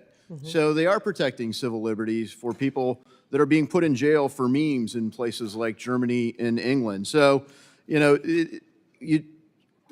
looking at widespread censorship online, you look at the values that seem under attack by the digital regulation in the European Union. Voice of America can still play an important role in the world. So unfortunately, we've seen our institutions that help defend democracy being wielded in some ways to undermine it, even within various administrations. So I think your reshaping of this institution is incredibly important. Unfortunately, revelations from Voice of America show the U.S. is not immune from actions to shape speech. a new iron curtain is falling over the West under the guise of censorship. If you have unapproved views on migration, vaccines, or election results, or any number of things, your freedoms can be taken away because the woke religion has its own heresy code. People are seeking to use components of our own government to enforce their political ideology. So, Ms. Lake, can you expand further on the bias which has USAGM has operated over the years? I would love to. I mean, actually, I wish I didn't have to. I wish that I could report to you that there was no bias, but there's been a lot of bias, and I've got just a few headlines here. This one says, Voice of America slants news, delays Biden's debate stumble story. Voice of America election news went from 1996 to 2020, went from balance to bias. Will Voice of America campaign video that they ran for Biden help him win Michigan? Why is Voice of America getting involved in politics? How about this one? Voice of America director Amanda Bennett resigned amid accusations of failing to stop China and Iran propaganda in VOA programs. And guess what? She was then hired back by Joe Biden to run the agency and nearly ran it into the ground. She's the one responsible for a $250 million 15-year lease in a swanky high-rise that they were going to put VOA in had I not stopped it. And this high-rise isn't even equipped to do broadcasting. That was going to cost the American taxpayer another $100 million at least. When are we going to start putting the American people first? Yeah, thanks for highlighting that. America's resources should advance America's interest, and thanks for being a good custodian of that. Reading in background for this, I was stunned to find that Voice of America's former associate editor for news standards, Carol Grunsberg, directed staff to, quote, avoid calling Hamas and its members terrorists, in quotes. Why do you think Voice of America was hesitant to call Hamas and its members terrorists? Because, as I've mentioned, there's a true bias going on. They're pushing an agenda, and they, in many cases, are opposed to whatever the policy of America is. And they have completely gone off the rails, and we need to get them back on the rails. And that's what we're doing. We're reducing the size of this. And in many ways, maybe the people reporting were actually okay with a terrorist attack like that. Yeah, thanks for highlighting the concern on security risks. I mean, in your testimony, you discuss how many individuals have granted access to secure government facilities or IT systems via false Social Security numbers or other false credentials. It's especially disorienting to hear about large numbers of staff receiving clearances and access to sensitive material when House of Representatives can't even get clearances for some of our staff members. What steps are you taking to clean up the clearance rosters? Well, right now we have a director of security who's doing an incredible job trying to clean up the mess. And one of the things we're doing is reducing the number of people who have security clearances. I think one of the members said, why does a reporter need a security clearance? I think it was the chairman who said that. And we went through and we are starting to weed out and pare down that list. We took all of the presidents of the various grantees. Those are not government employees. They all had top secret clearances, and we revoked that, and they cried like crazy when we did it, but there's no reason to have that.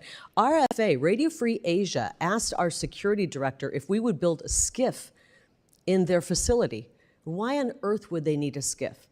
So Yeah. we're doing everything we can to try to get things back under control, but I think President Trump has the right idea. We need to eliminate this agency, find what's salvageable, and move it over to the Department of State. Thank you so much for that clarity. And, certainly we're not going to broadcast Gentleman's classified time has information. expired. So thank you for safeguarding it.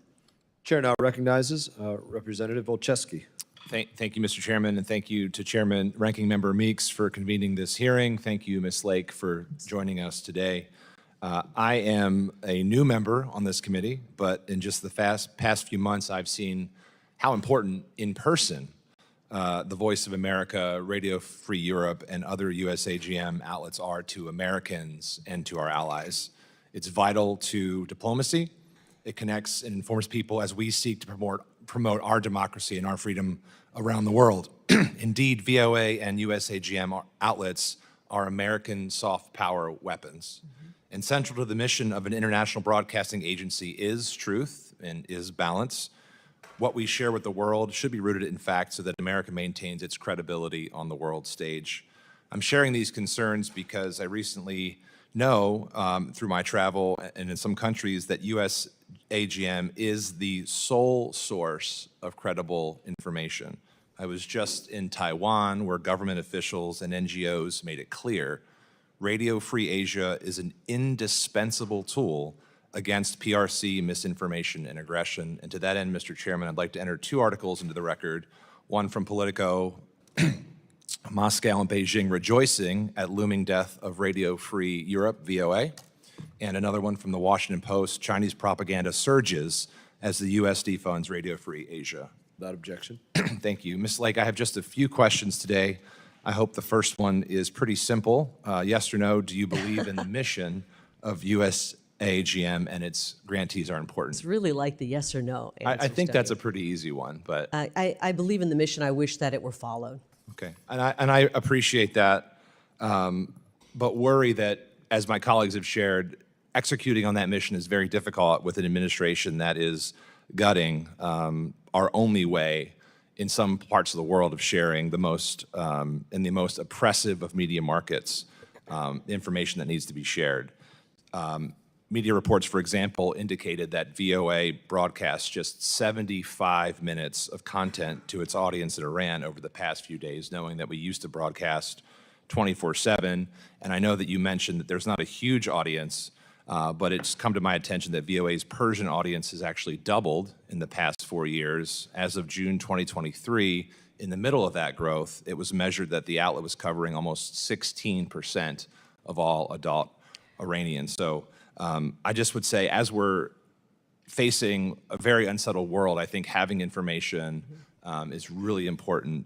And so I think that is perhaps why we're seeing, as in the articles I shared, that our adversaries are in fact celebrating this retrenchment from our involvement. I'd like to read an article. Can I say something about that? I think I'll give you an CCP opportunity, ma'am. might be I'm happy to give you an opportunity.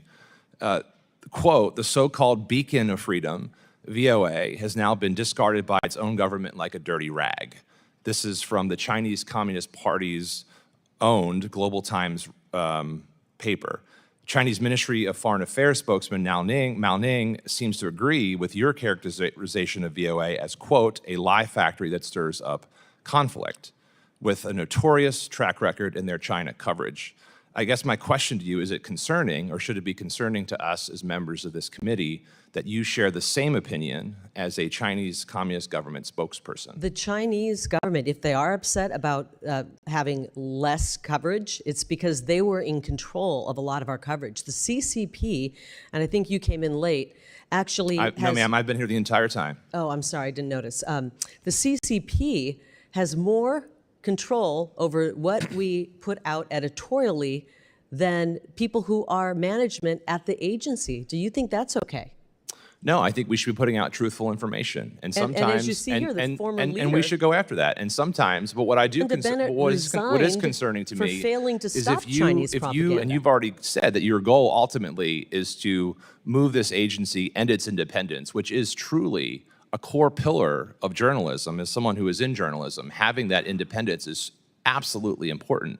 There's no other way that we're going to be a credible source to the world if other governments and other members of countries see what we're doing. I mean, first of all, we're not communicating, but when we do, they have to know that the information is real, it's authentic, and it's actually advancing American interests. I very much look forward to working with my colleagues on the committee here so that we can make sure the information is truthful, it is factual, and that it advances American interests. You have my commitment to work with you on that, Right. but we have to make sure that we're actually promoting those interests through supporting this Hopefully work. we can root out the Russian, Chinese, Iranian propaganda that has been prevalent on our airwaves at VOA, and we're going to work to do that.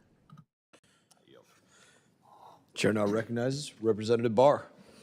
Thank you, Mr. Chairman. Ms. Lake, I'm sorry you've had to endure these ad hominem attacks, which are clearly designed to shift focus away from the patriotic work that you're doing to honor hardworking American taxpayers, and make sure not only that you're cleaning out the corruption and, frankly, the rot within this agency, but actually advancing American national security as opposed to actively undermining it. That's right. And to my colleague who just asked you about Beijing and Beijing rejoicing, the reason why Beijing needs to be a focus of this conversation is we need to be asking the question, I think you just did, why is the Chinese Communist Party in charge of VOA?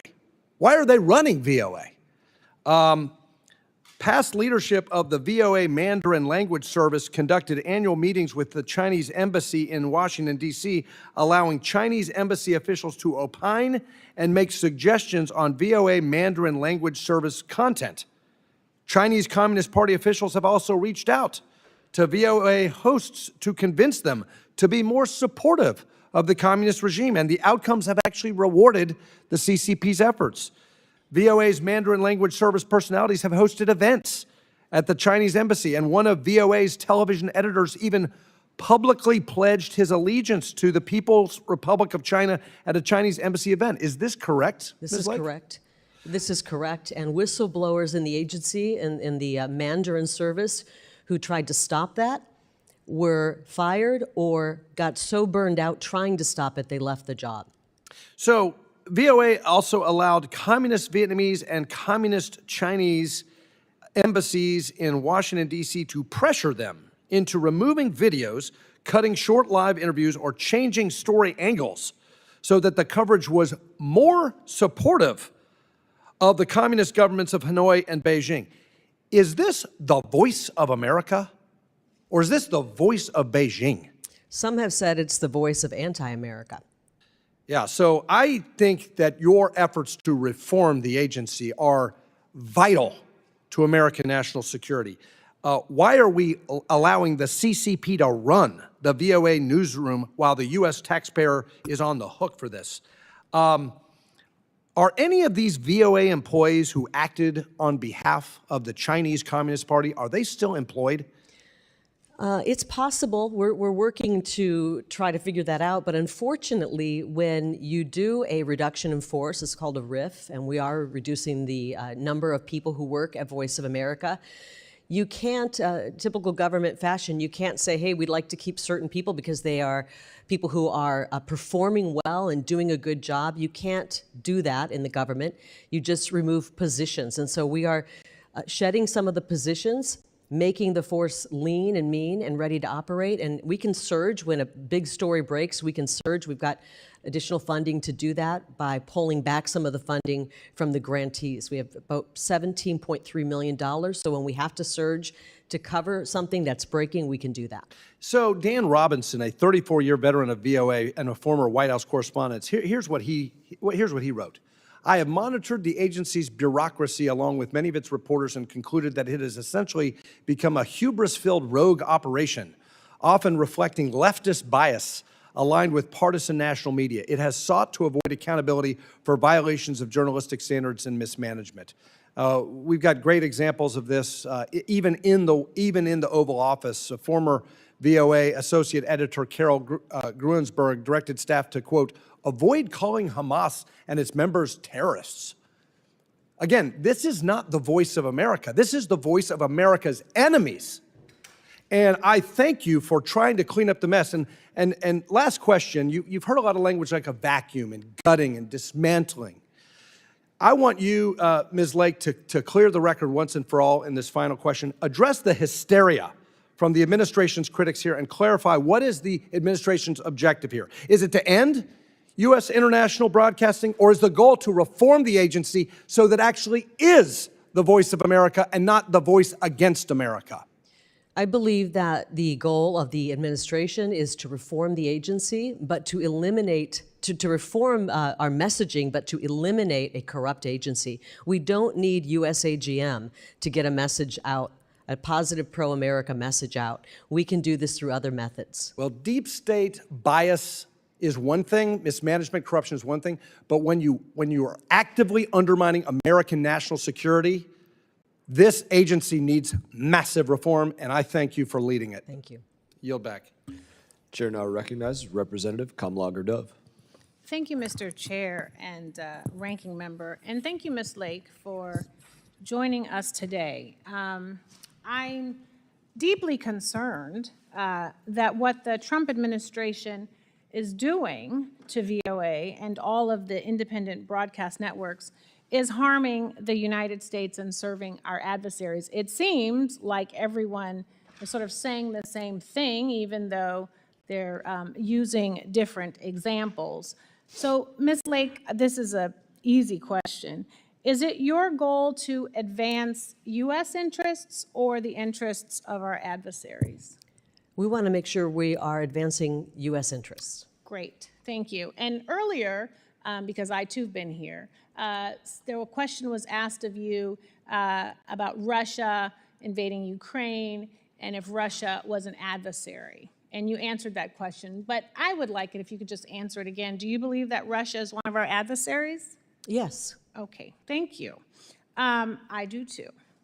So when Trump decided to gut USAGM, the head of Russia Today, the Kremlin state-controlled news broadcaster, actually said, quote, "Today is a holiday for me and my colleagues at RT and Sputnik. This is an awesome decision by Trump." So, Ms. Lake, why do you think the head of Russia Today would say this is an awesome decision by Trump? I'm really disturbed that we were spreading Russian propaganda and hiring Russian spies at Voice of America. Have you ever thought about that? Well, allegedly, there is a Russian operative in the White House Office of Personnel, but you're not asking me questions, I'm asking you questions. The question is, why do you think the head of Russia Today would say, this is an awesome decision by Trump? I don't know. Okay, well, I think, have you talked but to at least you're honest when you say you don't know.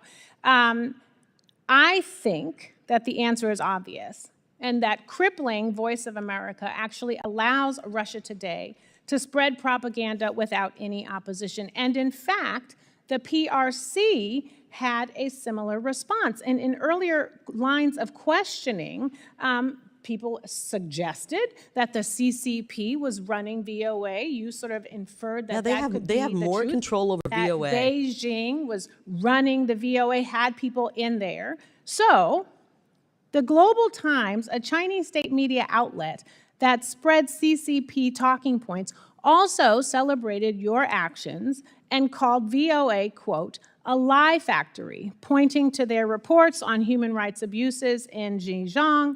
And the Global Times also called VOA, quote, thoroughly biased propaganda poison. I feel like I have also heard that phrase used by members from across the aisle, my colleagues. And that line also could have been pulled right out of your opening statement. So, Ms. Lake, do you think that VOA's reporting on China's genocide against the Uyghurs is a lie? You know, there's been some good reporting at VOA. I'm not saying all of it has been bad, but any time we're doing Chinese propaganda, when VOA decided to do a 2-minute Chinese propaganda video and produce it, I got a problem with that, and I have a feeling that the men and women across this country do. Something that many of our allies also care about, and we know China's position on the Uyghurs. And so I think it's important that we report on that, and we do so in a true and factual basis. And I also think it's important to say that if you are dismantling, if you are crippling, even if you're arbitrarily shrinking without a plan, because we've heard you answer questions, but we have not been shared any kind of plan, that dismantling an agency that counters PRC propaganda and allowing it to go unchecked is something we should be talking about. Well, if we're not here, then we propaganda from the CCP. If we're not here, then we cannot counter it. And I know you have talked about what just happened with Iran, how everybody got put on administrative leave, and then the strikes happened, and then you asked people to come back because I guess somebody had a WTF moment. But then right after that, there was a reduction in force, which you just alluded to permanently eradicate many of their jobs. And so I am just saying that we have to have folks in place to respond to crises, immediate, emergent, on the horizon, and we can't do it with only 2 people in an office using a smartphone, waiting to get direction from a security advisor who hasn't even been confirmed or brought up for confirmation from the Senate. And with that, I yield back. Gentlelady's time has expired. I can say for myself, I appreciate that a lot in journalism are freelance journalists, and they're not constantly on the payroll. I think it's a good model that the U.S. government should look at. When are they needed and when are they not? Chair now recognizes Representative Baird. Thank you, Mr. Chairman. And Ms. Lake, we really appreciate what you're trying to do in the reform and really appreciate you being here. You know, my question focused on, I know some of my colleagues and the public observers are really concerned about what's happening in the USAGM and are unhappy about what seems to be reducing its capacity to communicate with foreign national populations around the world. Of those, you know, Chinese, North Koreans, Cubans, Venezuelans, Russians, and Iranians. They further claim that our reduction in withdrawal from the broadcasting spaces will create a vacuum that these other governments, many of which are communist governments, will be happy to fill. I'm not sure that I agree with that at all, but I would ask you, how would you respond to these critics for your current efforts to consolidate broadcasting efforts?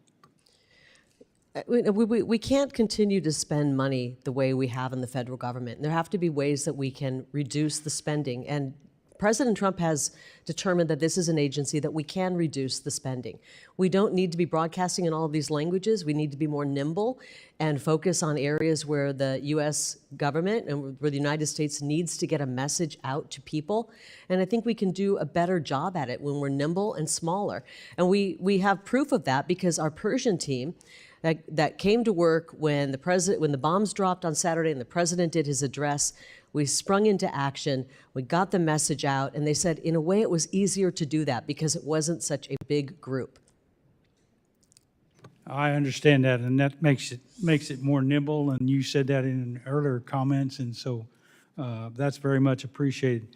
So do you think the United States needs to fund the international broadcasting operations into all of these and other countries in order to influence those populations? Do you think we have the ability to influence populations, and getting that information to those populations is worthwhile? I think we have the ability. Information it can be used to influence people in many different forms, whether it be through social media, and governments are doing this. They're seeding narratives on social media. It's how things are done. China's doing it, Russia's doing it, America's doing it. The question is, do we need to spend the money that we are spending? Do we need to spend nearly $1 billion? Should we be spending hard-earned tax dollars supporting and sponsoring an Afghan cricket team? Should we be putting $100,000 towards sponsoring an Afghan cricket team? Is that the best use of the money? Is that what we're supposed to do with it, or are we supposed to be telling America's story abroad?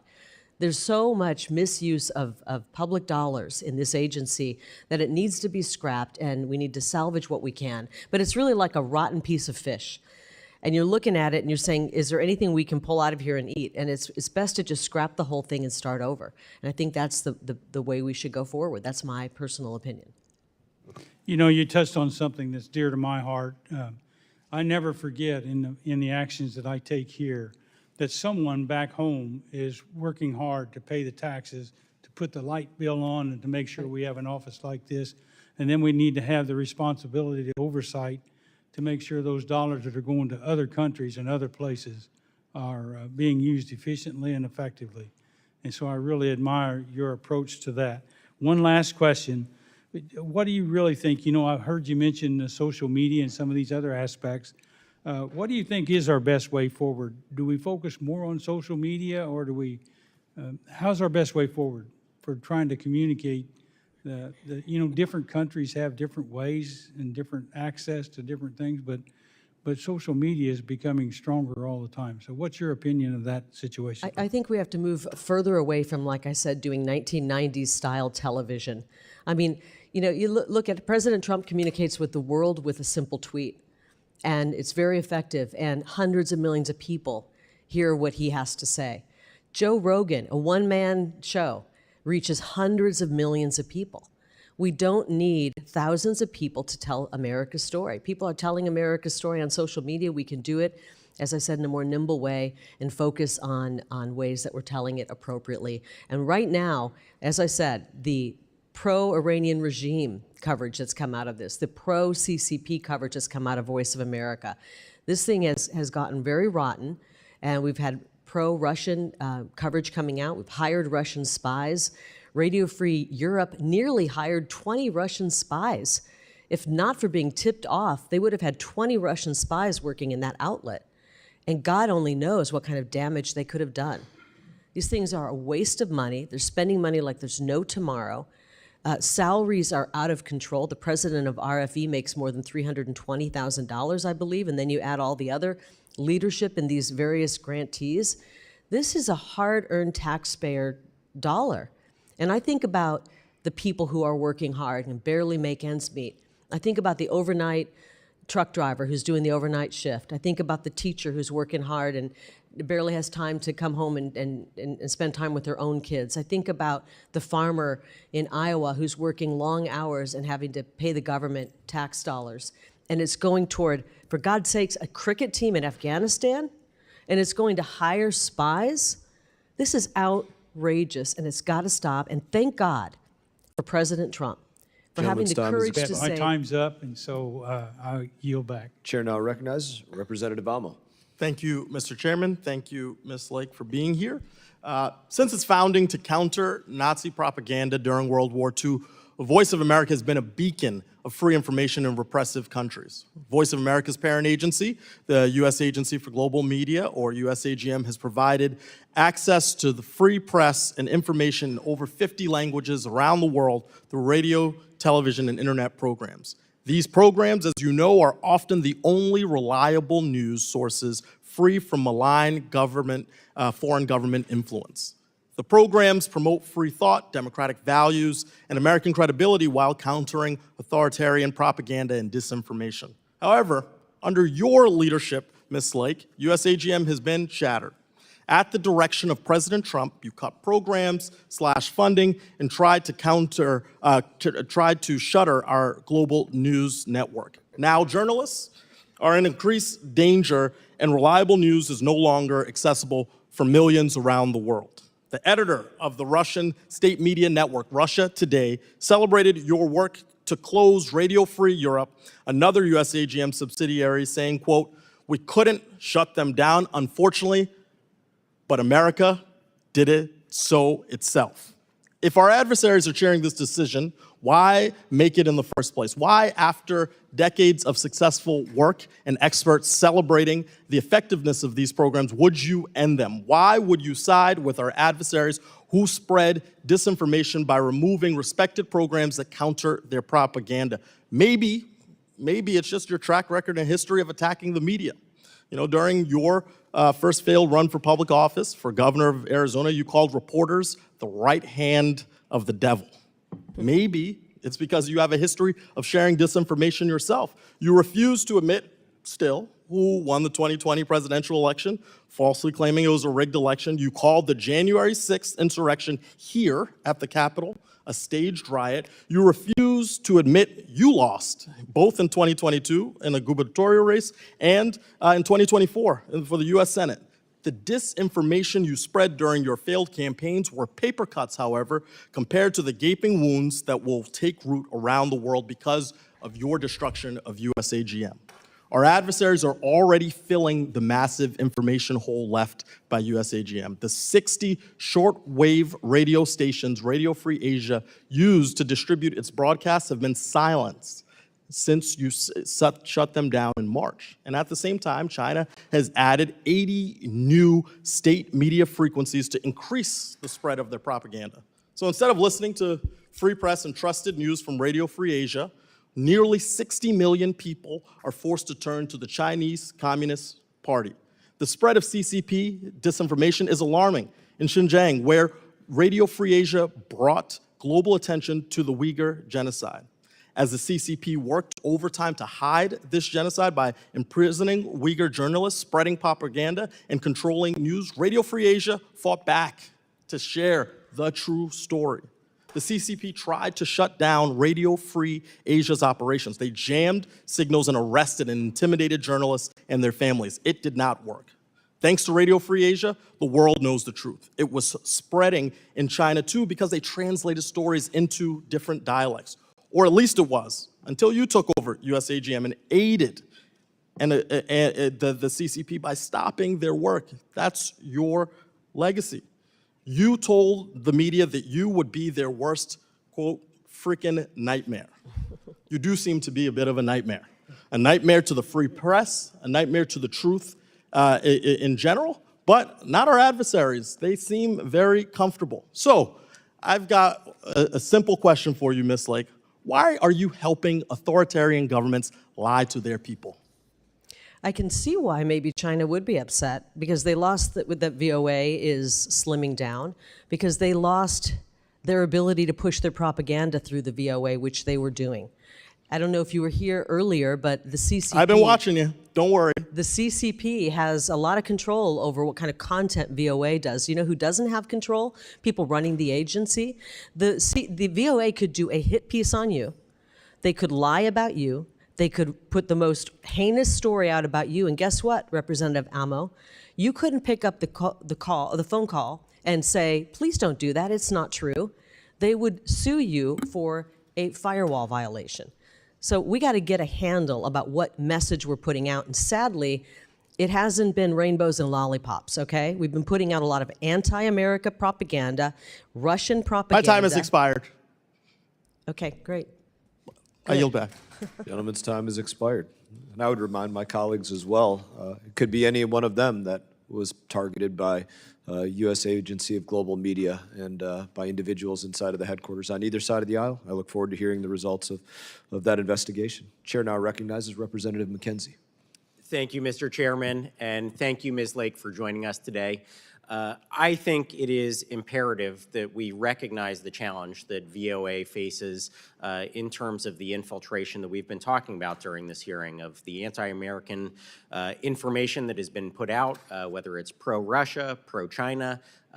All of this is problematic. And I think it's also a problem that members on this committee aren't willing to recognize that problem.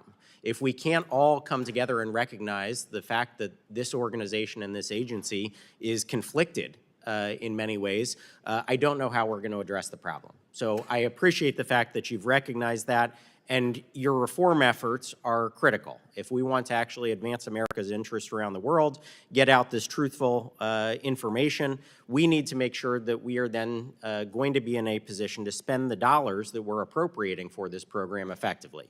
So the question that I have relates to two, I think, misuses of public funds. The first is about a lease. So we have a video that has been provided that shows a facility that was leased for 15 years, $250 million, $250 million of taxpayer money to lease this lavish building in downtown Washington, D.C. on Pennsylvania Avenue. Nice. Yet at the same time, they are still occupying the Cohen building.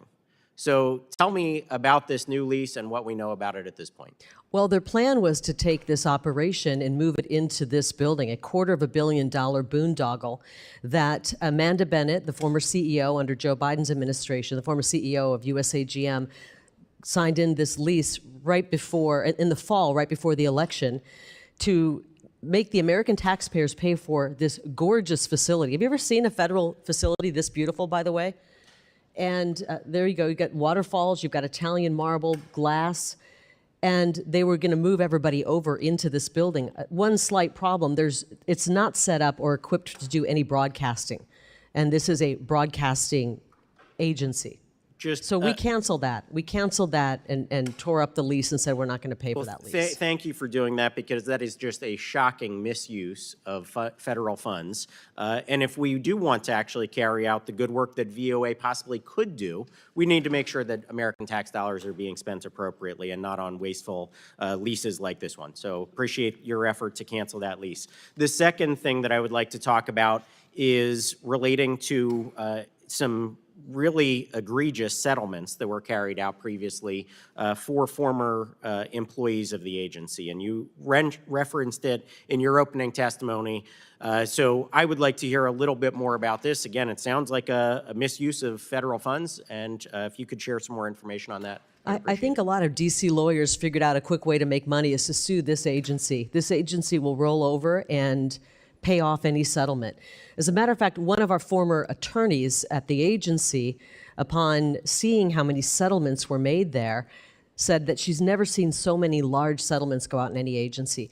I have in this binder 19 settlements. We only picked the big ones, over $250,000 settlements. 19 $250,000 settlements were made out of the USAGM in the last 5 years.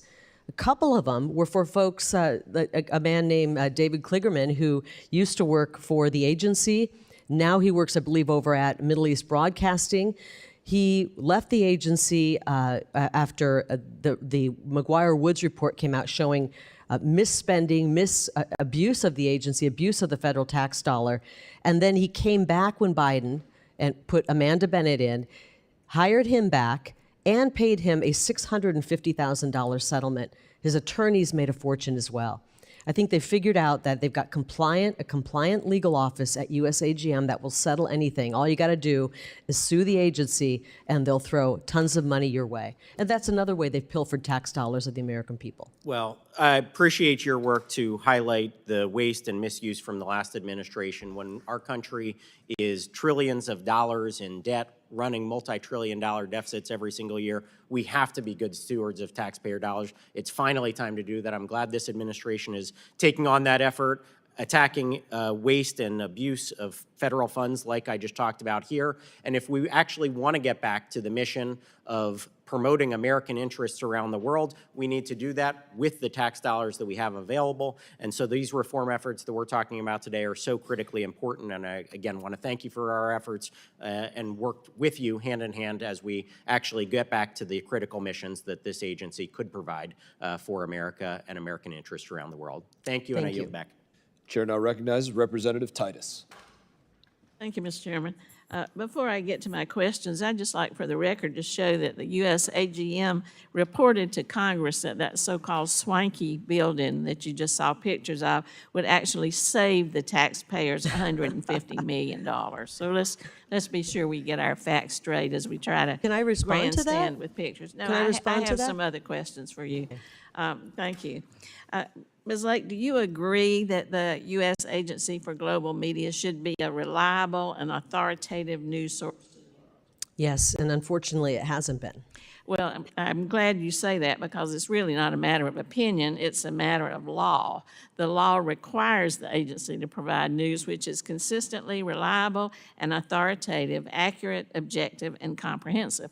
Now, you criticize the agency as not doing that, but others think that the agency was doing that up until the time that Donald Trump took office. We broadcast news to hundreds of millions of people around the world and provided a crucial counterweight to the propaganda that was coming from our adversaries. Then President Trump decided to dismantle it, USAGM, with your help and all its networks. But in my view, the most ludicrous and concerning thing that has been done was to direct the agency to engage One America News to provide content for Voice of America and your other broadcasters. So I'd like to ask you, do you think UAN, One America News, is a reliable and authoritarian news source as the law requires? Yeah, I think they do a better job than most news outlets. They cover America. Well, let's look at some of the things that they've said, and you tell me that if you really And by the think way, it was not my idea to do that. We it's were under your direction and from your Office of president, Cuba who you have said is Broadcasting so wonderful. asked I'm if surprised you're not the wearing a Office of MAGA hat Cuba here today. Broadcasting- But nonetheless, the I'm Office taking of my Cuba time back, and Broadcasting I wanna- requested that we bring that I can keep in. talking over you forever, but let's look at some of the things that the OAN did, which it was given the contract, and they're doing it, whether it's from you or from the president that you admire so. They said the leadership there told its reporters to, and I'm quoting, minimize coverage of Russian aggression. Now, do you think that's reliable and authoritative and better than other news agencies to minimize coverage of Russian aggression? I'm not making the rundown of what airs on One America's Voice, but they have to cover, or One American News rather, they have to cover what is of interest to them and to their viewers. But they're the ones who now have the contract to put out the news to all these different agencies that are under your direction. Shouldn't you be aware of what kind of news they're putting out? I don't tell them what to put on the air at Voice of America because of an editorial firewall. Apparently, the CCP has more say in what goes over the air. Oh, I think at that's Voice being a of little America. ridiculous. I don't think China's over here telling OAN what they can cover. I don't think talk China to some of told the them whistleblowers to who worked minimize at- their coverage of Russian Talk to aggression. some of the Here's something else. whistleblowers. Let me ask you if you think this is a good coverage.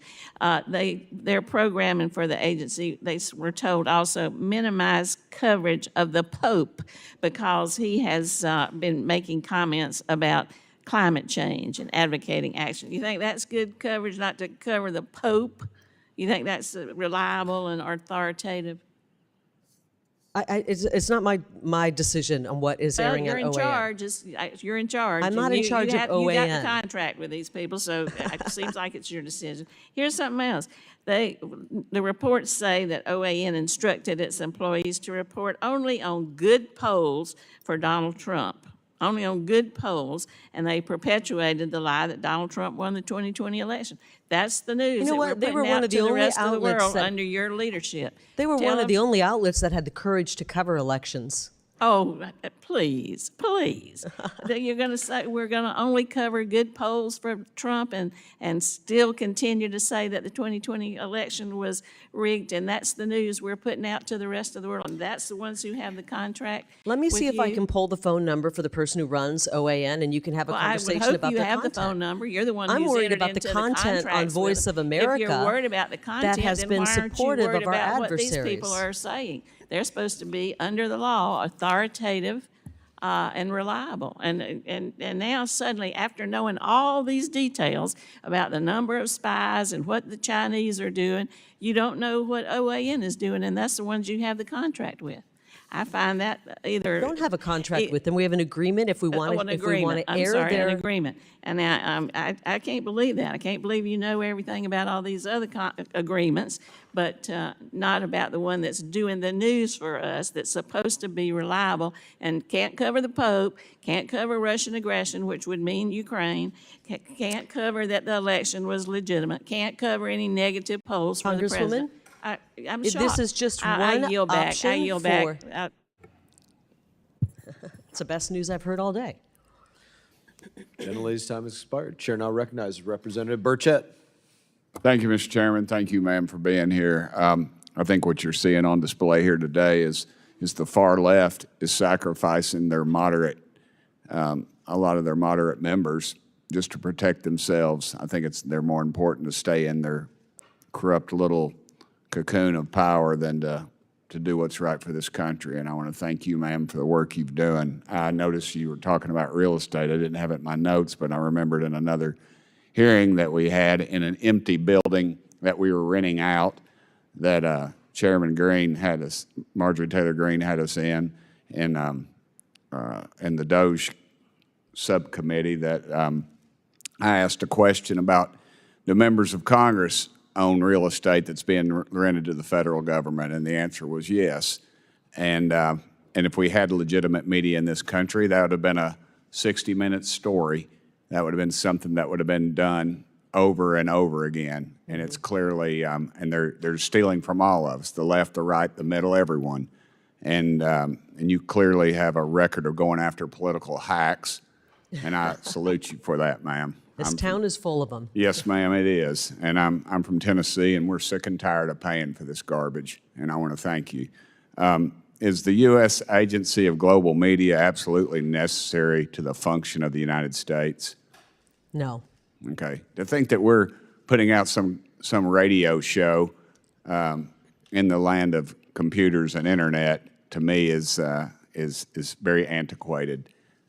We might as well be riding a Model T down the middle of the street. Maybe it looks good and it brings back old memories, but dadgum, it's not very efficient. And I see you're more of a It's a relic. It's a yes, relic. ma'am, it is. It's a Cold War relic. And I'll ask you another question, a little more direct. There's a lady named Satara Siege. Does she work for the U.S. Agency for Global Media? Do you know? I don't believe she works there anymore. Okay, because in 2017, Ms. Siege was fired from the Voice of America, Persian news network, for lying on her resume, providing federal contracts to her friends, and using tax dollars for personal travel. In 2021, about 8 hours after Biden was sworn in, Ms. Siege was given a job right back at the U.S. Agency for Global Media. And during the last Congress, she and others at the U.S. Agency for Global Media actively worked to discredit a report from the committee by then Chairman McCall, which detailed her actions and included whistleblower complaints stating she and others threatened subordinates at work. Are you aware of any other cases similar to Ms. Siege, ma'am? Yes, a lot of the people that were implicated in that report, the McGuire-Woods report, who pilfered the American taxpayers' dollars and ran a very corrupt agency and were dismissed or left, then came back. And some of them are still holding positions, making hundreds of thousands of dollars at our grantees.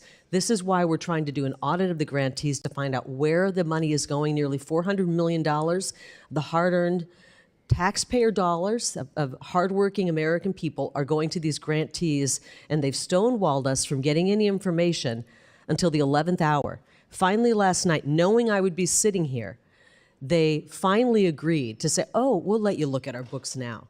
It's a joke, what's going on. And the joke is going to end, and we're going to bring some accountability to this agency because the people of this country are sick and tired of the crap going on in Washington, D.C. They're sick and tired of their money being spent in a way where it's not only being wasted, but where we're putting out Russian propaganda, where we're putting out CCP propaganda on Voice of America. This is a boondoggle, and it's an assault on the American people. If I ever write a book, the title of it will be Compromised, because that's what this dadgum town is, ma'am. It is crooked as a dog's leg, and I'm glad you're doing something about it. Do you agree anyone who acts like Ms. C should be shown the door? Absolutely, and we are showing people the door. And I thank you for that. I come from a family of strong women. My mama flew an airplane during the Second World War. My little girl is, I got her a little late. I married her mama. She was a widow and adopted her. And she is a strong young lady. Shares a birthday with the president, just turned 18. And I hope one day she aspires to kick the hornet's nest like you've just done, ma'am, because it's a pleasure to have you where you're at. And thank you so much. And I appreciate you having to put up with all this crazy nonsense, but we got a country to save, and I hope you keep doing it. That's right. That's right. Thank you, ma'am. And you know, they've sued us. They've tried to stop us. They want to stop President Trump from making America great again. These same people who refuse to stand up and cheer for a 13-year-old boy who's battling cancer. These same people who stood on the floor of Congress and waved the Ukrainian flag after pouring $60 billion more into a war to kill more people when they wouldn't put a penny on our border. And they let our country be overrun with criminals coming into our country who are raping and killing young people and taking their lives. And now they want to try to fight President Trump every day and stop him from deporting people who came here illegally. And they want to continue running Chinese propaganda at Voice of America. I thank your mother for being a hero, for being a veteran. And I know the chairman fought valiantly for our country. She wasn't technically a veteran. I have to clarify that. Her brother died fighting the Nazis while Daddy was off fighting the Japanese, but I'd have to clarify that just because of the fact checkers. But I think gentleman's time is expired. The gutsy little 17-year-old. We have to move on to the next round of questioning here. Chair now recognizes. There's a lot of people who are rolling over in their grave right now who did die for this country. That's right. And when they find out that Voice of America is pushing anti-American propaganda, it's unconscionable. Chair now recognizes Representative Dean. Hi, thank you, Mr. Chairman. I've just heard 3 or 4 or 5 members from the other side of the aisle say thank you for bringing reform. You're welcome. No, but let me finish my sentence, please, because that's not what you're bringing. They obviously didn't hear your testimony. They did not read your testimony, and I'll read part of it. And you said it again today. I was sworn in at USAGM on March 3rd, and it became clear in the following weeks, today you said in days, that reform was not possible. They missed your premise. Reform's not possible. You figured that out in days. When asked what review you had done of this very large agency, you had no answer. I do have an answer. Excuse me, this is my time. You'll wait for my questions. You then went on to say, this is filled with a bloated staff who hates America. You have been holding up photographs after photographs, including the image of the President of the United States. I feel like I am suffering through a propaganda war through your testimony. So I can see why the other side of the aisle, which is now not here, was utterly confused and congratulating you for wanting to reform this agency. No, because here's what you said. And I'm a former professor of writing. I'm somebody who is really skeptical of euphemism. You've said over and over again, you just want to reduce it to its statutory minimum. And then you said, and that it will be gone by 2026. You want it gone. The president wants it gone by 2026. I ask unanimous consent to enter onto the record this article: Moscow and Beijing rejoice at the looming death of Radio Free Europe, VOA. I ask unanimous consent. Thank you, Chair. No, that is not for you to speak to. That's what we do here. This article: Chinese propaganda surges as the U.S. defunds Radio Asia. I ask unanimous consent. Our adversaries are delighted with your plan, delighted that you'll be stripping this thing out. And I'm puzzled. My question really today is for Republican members. Think of the vaunted VOA. I have had the opportunity to visit VOA and many of the journalists who have worked at VOA. It is something that this country has been very proud of. And yet in your beginning testimony, you talked about, oh my goodness, USAGM, quote, hires a large number of foreign nationals, including from countries hostile to America, and uses J-1 visas as a shadow jobs and backdoor immigration program. Number one, again, propaganda, misinformation, J-1 visas are non-immigrant visas. Number two, and this is just a question of logic and basic understanding. Think about it. Many of the journalists who report through these supported networks are native to the countries in which it is critical to transmit accurate, factual, and legal, linguistically fluent information. Of course, they should be hired. But you use as though that's a bad thing. Large number of foreign nationals, as though there's some other, as though there's a reason to demonize them. Foreign national journalists who actually understand what's going on. We should hire American. You know what? Voice of America is not only about talking about America, it's about reporting on the world. And millions of people for decades have relied upon it. So for those of you who think this was about reform, it's not. It's about shutting down media. If you really wanted to reform it, if you really thought there were places to change, and I'm sure there are places to improve, then you would have spent more than a few days and come to a more serious conclusion. That's my worry about you in this position. You're just not serious about it. You are a propaganda machine for the Trump administration. It is an incompetent review that you have completed. Well, actually, you didn't complete it. It sounds like you never even started it. You didn't interview anybody. You've never run an agency like this. You're a former journalist, apparently, allegedly. Although I don't trust your journalistic integrity when you hold up a single picture of a newsroom at a single moment in time and think that reveals anything. It reveals nothing. It's evidence of nothing. I don't know if they all just went to lunch.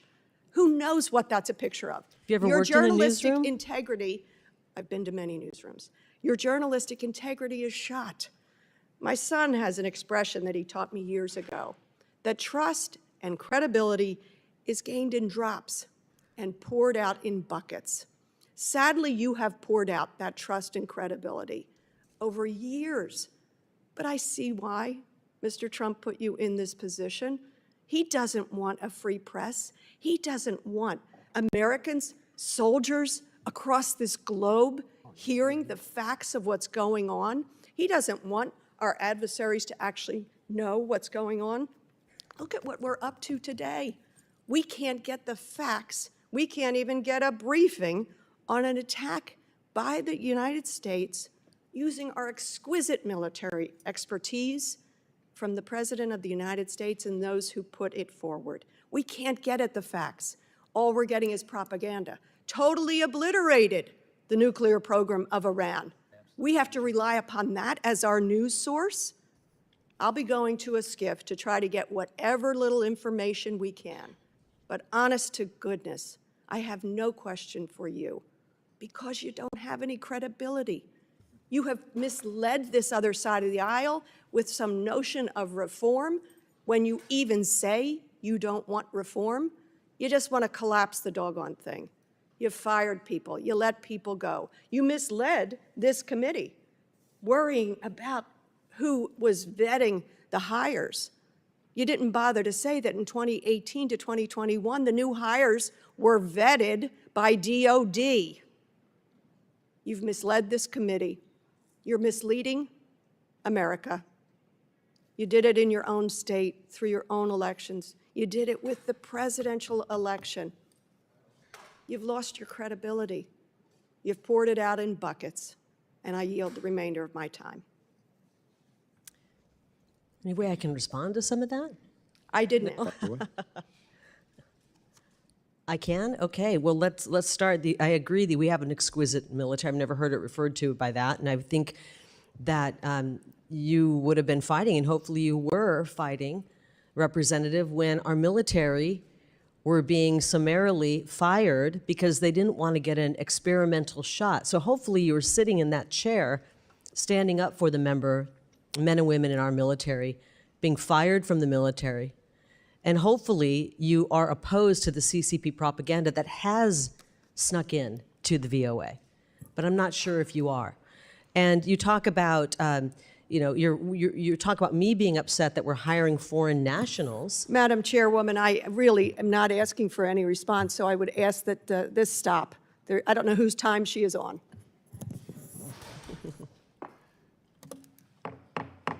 Thank you very much. I now recognize myself to ask questions, and I want to thank the committee chairman, Bast, and ranking member of this committee for holding today's hearing. And I want to thank you, Ms. Lake, for joining us today as we work to reform USAGM to its intended purpose as a national security tool. And I know some of my colleagues have already mentioned this as well, but these past few days, the world has been watching the Israel-Iran conflict. And as Iranian audiences are desperate for critical information, the digital content from VOA's Radio Farda has surged with noteworthy spikes in viewership. Meanwhile, North Korea's state-run newspaper, the Nodong Shinmun, condemned the United States for the recent U.S. strike on Iran's nuclear facilities. Without reporting from the outside world through VOA and RFA, most North Korean civilians only see the United States as the bad guy who, with no factual background or understanding of the risk of the nuclear development. So I worry about the US government's ability to win in the information domain during the next crisis, which could be just around the corner. For example, Taiwan Strait crisis. Is the United States able to rapidly disseminate information and counter Chinese disinformation without entities like RFA, who have had a long-standing and unique presence in the region? I acknowledge that we need accountability and transparency within USAGM and among the grantee organizations, but we need to accomplish this with measured congressional review and reform that does not unintentionally cede ground to our adversaries. So let me ask you a first line of questioning related to the retaining the critical functions of VOA. With the recent events in the Middle East, we saw a last-minute scramble to bring back VOA Farsi-speaking staff who are on administrative leave. Meanwhile, dramatic cuts to RFE, RL, Radio Liberty have crippled the Persian language service to Radio Farda. The USAGM reorganization terminated over 1,400 positions at Voice of America and spurred massive layoffs at the grantee organizations. So did you and your team have any concerns about how these terminations would severely limit the U.S. government's ability to support the flow of accurate information abroad? Could you explain why or why not? I don't think it will limit our ability to tell America's story abroad. And we are doing that. And you said scrambled to bring people in. I wouldn't say scramble. I think when breaking news happens, if you've been in a newsroom, you get, you could call it scrambling if you choose, but basically when breaking news happens, it's all hands on deck. And these professionals came back in and they're still with us and they're still employed. And they got to work as you do in a newsroom, especially when news happens and it's not at their normal time where they would normally be in. You come into the newsroom and you cover the story, and that's what we're going to do. We can do it with a smaller staff. This newsroom should have been downsized a long time ago, but because it's the federal government and they don't believe in downsizing at all, it hasn't happened.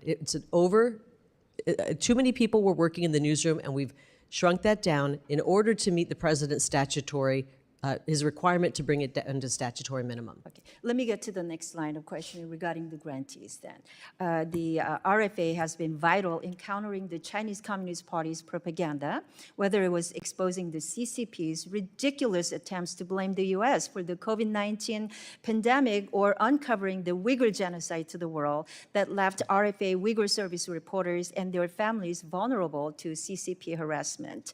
USAGM's journalists have spent decades building credibility and trust with audiences that have grown dramatically in recent decades. With the reorganization, however, the grantees have had to let go of a significant portion of their employees and are unable to effectively fulfill their mission. So what strategy can you explain to us do you have in place to ensure we preserve the respective missions, the talents, the functions, and on-the-ground expertise of the grantee organizations? Well, a lot of what the grantees are doing was duplicitous of what we're doing at VOA. Why do we need RFA to be doing a Mandarin news service when we at VOA are doing Mandarin? Why do we need to have taxpayers pay for that? And also, we don't have a grant agreement, a current grant agreement. We're working to get one, and they have not been cooperative. You know, the grant agreement that was in place, that the Biden administration put in place with these folks, had no transparency. And we don't have a current approved financial plan from these grantees either. And then they choose to sue us. They choose to sue us in the middle of this. My understanding, the VOA operation is pretty much gone. No, it's not gone. People there. We're doing what is statutorily required, the statutory minimum. President Trump put forth in his executive order to bring this agency to its statutory minimum functions. And Mandarin happens to be one of those statutorily required languages, and we have a staff. I believe we have about 15 people we will be staffing for our Mandarin coverage. And you mentioned if something were to happen, a big news story were to break, we would surge people over. This is how newsrooms operate. For example, in an American newsroom, when the elections happen, you surge people in to cover, you put more reporters on covering the elections because it's a big story. And then when there aren't elections, you have fewer people covering elections. When there's an earthquake, you surge people over. We have pulled back $17.3 million from the grantees. We're going to use that money to surge operations for news coverage when need be. Well, I agree that we have to have efficient operations, but the point that I'm trying to make is that we have let go of journalists that have spent decades building their credibility and trust with our audiences that are listening and relying on RFA, RFE, RL. I just want to make sure that those talents are not eliminated and we are able to bring them back as soon as possible. And again, well, we're paying RFA. We've paid them. I mean, I don't know what they're doing with their money. I do know they're suing us with their money. I'm not sure what they're doing. We're paying RFA, and if they're firing their workers, then that's on them. But this agency spends $950 million. $400 million is going to these grantees, and we paid them. In the interest of time, I know we're way over time. I do want to recognize Mr. Johnson, Rep. Johnson from Texas.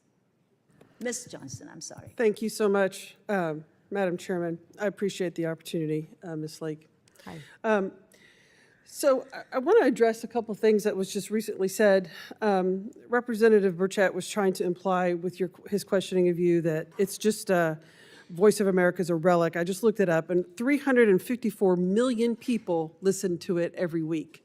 So I would hardly qualify or classify that as a relic. Those are government numbers, and I so- don't trust those numbers. Well, that's a sad state of affairs when you don't trust the government that you're representing and that you're working for and an agency that you're in charge of. That's a pathetic statement to tell the American people that you don't trust the government that you're leading. So next, The most American this is people my don't time, trust ma'am. this government. This is my time. And so, and Representative Kim, I share your concerns. I was comforted to hear that she expressed concerns to you that, quote, I wrote it down, she worries about the U.S. ability to win the information war going forward. And I share that concern. I'm very concerned that we are ceding ground. In her own statement, she said that the Voice of America is vital in contradicting the CCP China propaganda, and I completely But it's concur sharing with her. CCP propaganda. So, no, we are countering their propaganda. So I have some questions. You know, I just want to make sure that I have the record correct and I have your statements correct. You have called the Voice of America anti-American propaganda, correct? And I think you're implying that today. Is that right? They have put forth propaganda from other countries. Sadly, I'm very sad about that. And you do consider Voice of America to be a biased agency, is that correct? They have been, yes. Okay. And you agree that the characterization of Voice of America's track record is unsalvageable and appalling, is that correct? Pardon me? You think that the Voice of America's track record is unsalvageable, correct? I think that this agency, U.S. Agency for Global Media, is unsalvageable, that we can pull parts that are decent and we could work with, and that would be VOA. Yeah, and we the bring it thing in. that's so stunning is that this is an exact set of messaging put out by the Chinese. That VOA is a frontline propaganda tool. VOA is widely recognized as Washington's carefully crafted propaganda machine. This is Chinese propaganda that you are restating You're right. as an VOA is American putting out official. Chinese propaganda. No, excuse me, but that is absolutely outrageous. That what is happening now is that the Trump administration has gone from 71 employees to 2. 71 to 2 of the people running Voice of America in China. That's and not now true. we have a situation That's where not you true. are essentially parroting the Chinese propaganda. It's for the dismantling of Voice of America. So what do we have? We have the Trump administration cutting all service personnel of this agency. We have the head of the Trump administration who's over this agency parroting Chinese propaganda, and all we are doing is ceding America's critical voice. We are the counterbalance in the world of democracy against China, against North Korea, against Russia, the Americans, the United States government. We are the voice. We are the voice of democracy. We are the voice that the world relies on for accurate information, just as Representative Kim implied in Iran. A member of the opposing party, this is Republican and a Democrat agreeing that the Voice of America is critical, and you are gutting it, dismantling. If you had concerns, why don't you just fire the people who are giving information you don't agree with and hire some others? Why are you just throwing the entire agency out, ceding America's role in the world of information to the Chinese, our enemy of disinformation?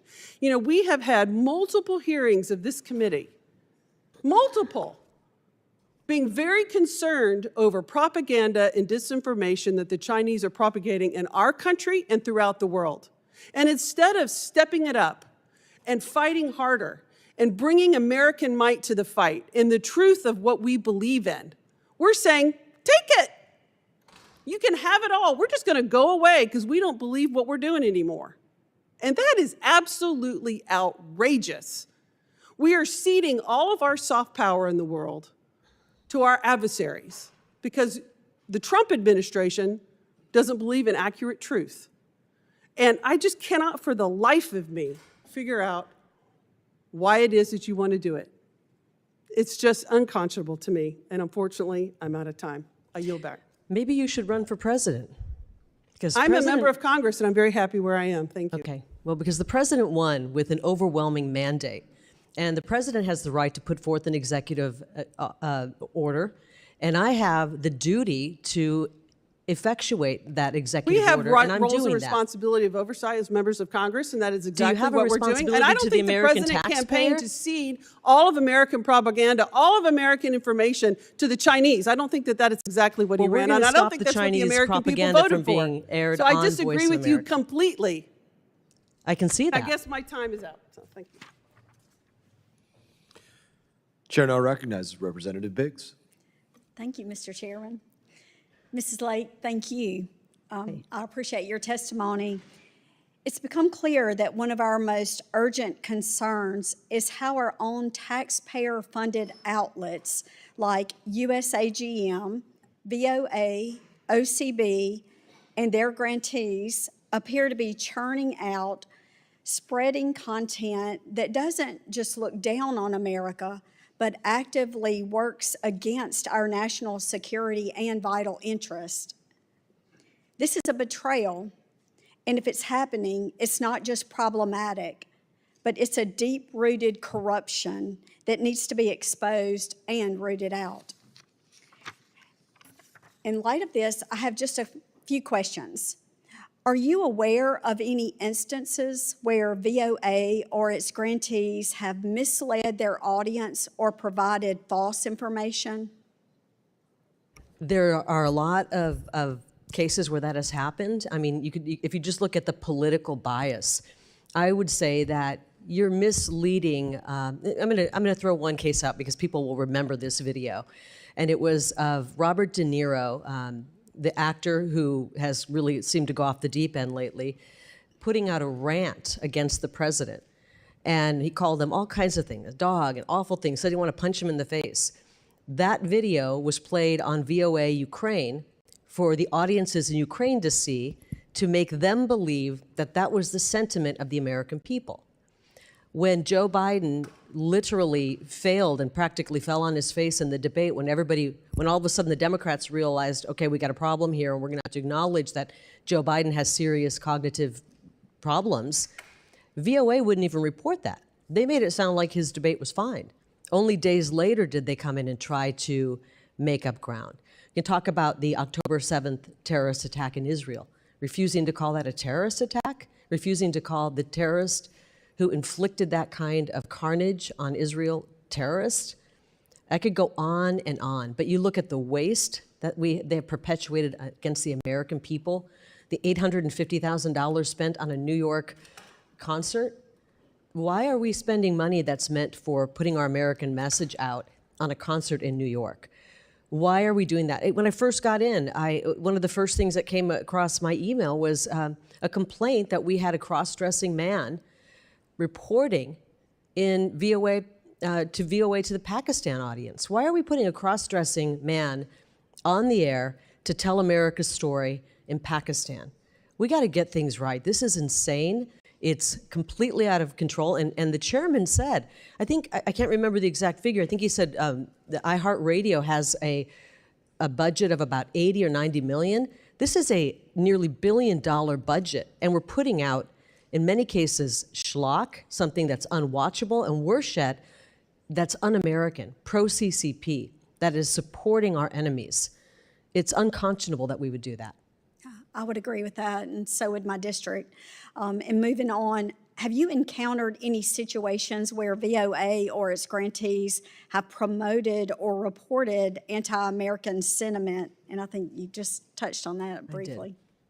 And I'm happy to pull more. If you don't mind, I'd be happy to pull more examples of that, and we can submit it to you later. Okay, and just in looking at it from a different perspective, are you aware of any cases where VOA or its grantees have promoted propaganda from an adversarial nation? Yes, and I think I've made that clear today. We have CCP influence, where literally folks over at the Chinese embassy are telling the folks at VOA how to cover China. That's one example. Those are very concerning. Thank you very much for your response, and I yield back. Chair now recognizes Representative Shane. Ms. Lake, over and over and over again, Russian propagandists tell us you can't trust the VOA. They're a phony organization. They tell a lot of lies. And you are here today repeating that Russia propaganda point. Again and again and again, Chinese government agents tell their people, do not believe the voice of America. They tell lies. And you are here repeating that Chinese propaganda point. What's particularly illustrative is my colleague said, you know, you have 300 to 400 million listeners per week nationwide, worldwide, and you said you can't trust that number. It comes from the government. That number is quite consistent with the numbers issued by the Trump administration in 2017 and 2018. Everybody in this room knows that I don't trust Donald Trump. Now they know you don't trust Donald Trump. Having administered that agency for 4 years, issues numbers as to how many listeners they have, and you say don't trust them. That's because Now, excuse me, it's my time. Trump. Ms. Lake, do you know the rules here? Follow the rules. Now, you had your opening statement. This is my 5 minutes. Mr. Putin wants to weaken America. There are those in America who want to help him.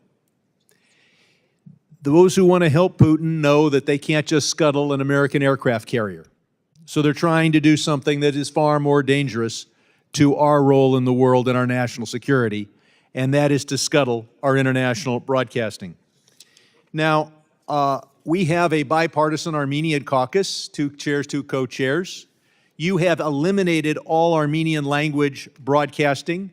Did you consult with any of the chairs or co-chairs of the Armenia caucus in Congress before you cut off that broadcasting? That's a yes or no question. Nope. That's how decisions are made. And I'm sure you didn't consult with the U.S. ambassador in Yerevan either. I'd like unanimous consent to put in the record a report from the U.S. Office of Special Counsel detailing the terrible administration of USAGM during the latter months of the Trump administration. I'll point out that Ms. Lake tells us how terrible it is that she can't get information. You know who really needs information? Congress. You know who's sitting behind you?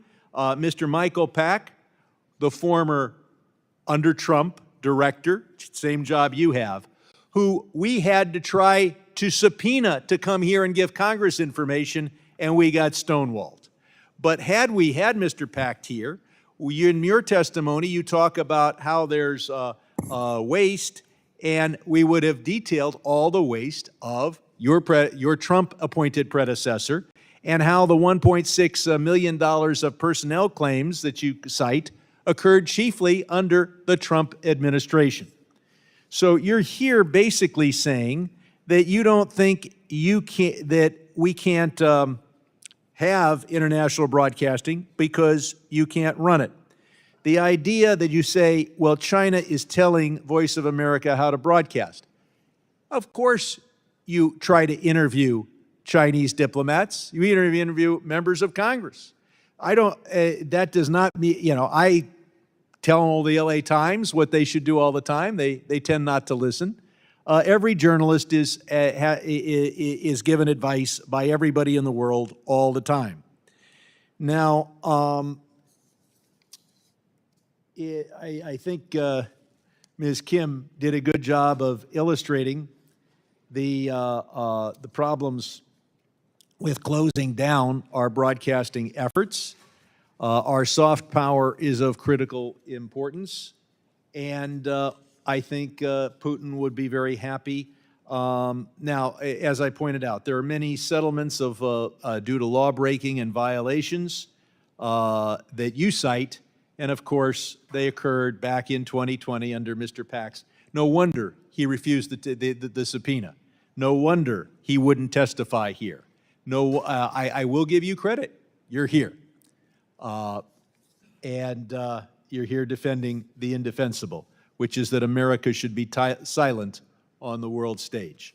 Our ability, bombs are powerful. truth is more powerful. Taking the bombs away from our military would be bad.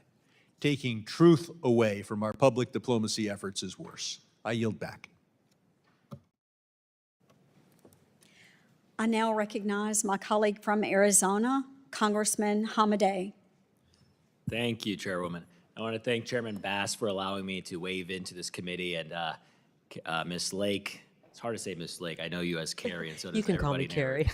so does everybody in Arizona.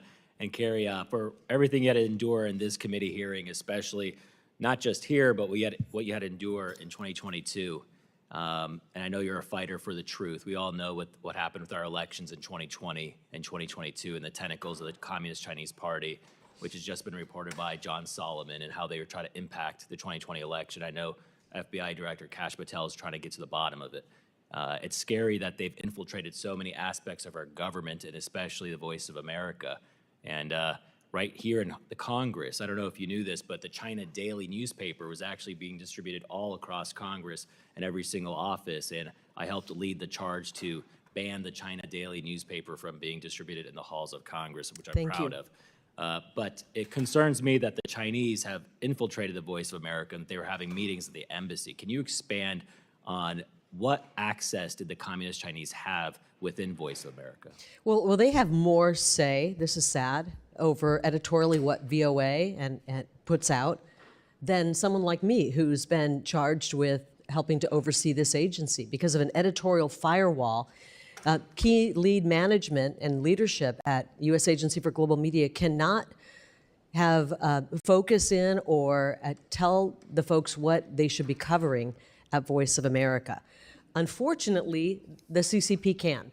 And I read this a little bit earlier, but and I don't know if I should read it again, but they're literally were attending meetings at the Chinese embassy in Washington, D.C. And this is a report that I find rather shocking, and I mentioned it. Starting in the first decade of 2000, the Chinese embassy in Washington, D.C. and the leadership of VOA's Mandarin service began an annual meeting to allow embassy officials to voice their opinions about VOA's content. They even convinced the former leadership during Biden's administration to cut short an interview. They wanted the whole thing canceled. They convinced VOA leadership to cut short an interview with a whistleblower who was critical of the CCP. And this just continues. This is an article that came out, I believe it was in March. VOA's senior executives frequently traveled to China, attending state-sponsored events and meeting with Chinese embassy officials. These meetings weren't casual diplomatic exchanges. They involved soliciting feedback on VOA's programming. Congressman Hamadeh, if VOA decided to run a hit piece on you, and it was full of lies, and they called you and told you they were going to run that, and you wanted to say, hey, let's clear this up because that's not true, this isn't true, and I suggest you don't run the story, they could sue you for a firewall violation. But yet, a CCP official can tell them how to run the news. It's very dangerous, and I know we know how corrupt some of these courts are, and I know that there is a big challenge right now trying to stop the authority that you have and trying to reform the VOA. And you got to win this battle because President Trump needs this in order to make America great again. Apparently, there are judges who want to run an agency rather than be judges. And, you know, my suggestion to those judges, if they really want to run an agency, go to usajobs.gov and apply for a job. Well, we know many of them are politicians in black robes. Kari, I want to talk about after President Trump's successful strike on the Iranian nuclear facilities, he put out a post on X that had it translated his speech in Farsi. So you were able to do that with the statutory minimums within the VOA? Yes, we were. We were, and it wasn't a scramble, as many said. It was typical breaking news where you jump in when news happens. And our team, our Persian team, were able to jump in when news broke, when the bombs hit, and we were in place, ready to go when President Trump delivered his historic address. We had it broadcast on the air and digitally as well, online, and it was translated simultaneously in Farsi. Even though some people said we didn't do that, we in fact did. There's a lot of lies out there, and unfortunately people, some of the Democrats in this room believe the lies, or they know they're lies and they want to repeat them. But we were live on the air. That is, I think, what I heard from one of the members on our team, the most people saw that tweet than any other tweet that we've ever done on VOA Farsi. Incredible. Well, thank you, Ms. Lake, for being here, and thank you for always fighting for the truth. And in many ways, I wouldn't be here in Congress without your help and your support. So thank you again, Kari. Thank you. I yield back, Mr. Chairman. Gentleman yields back. I want to thank you, Ms. Lake, for your testimony today. At this point, we're going to do closing statements. I think we covered a lot of ground here today. You spoke about a number of different concerning things, from what's going on with lawfare to foreign nationals being hired and given access and not actually being vetted, to facilities being empty and not used, and individuals that have worked for our adversaries, even though they were supposed to be expressing the sentiments of America. It's sad that it was not bipartisan to bring up those issues, but only to attack you. I do want to give the minority side an opportunity to offer any closing statement, because maybe they want to bring it up now.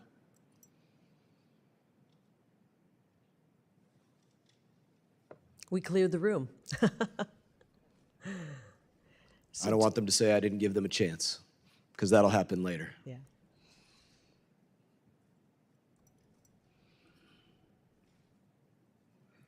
I guess the minority doesn't have anything else that they want to say.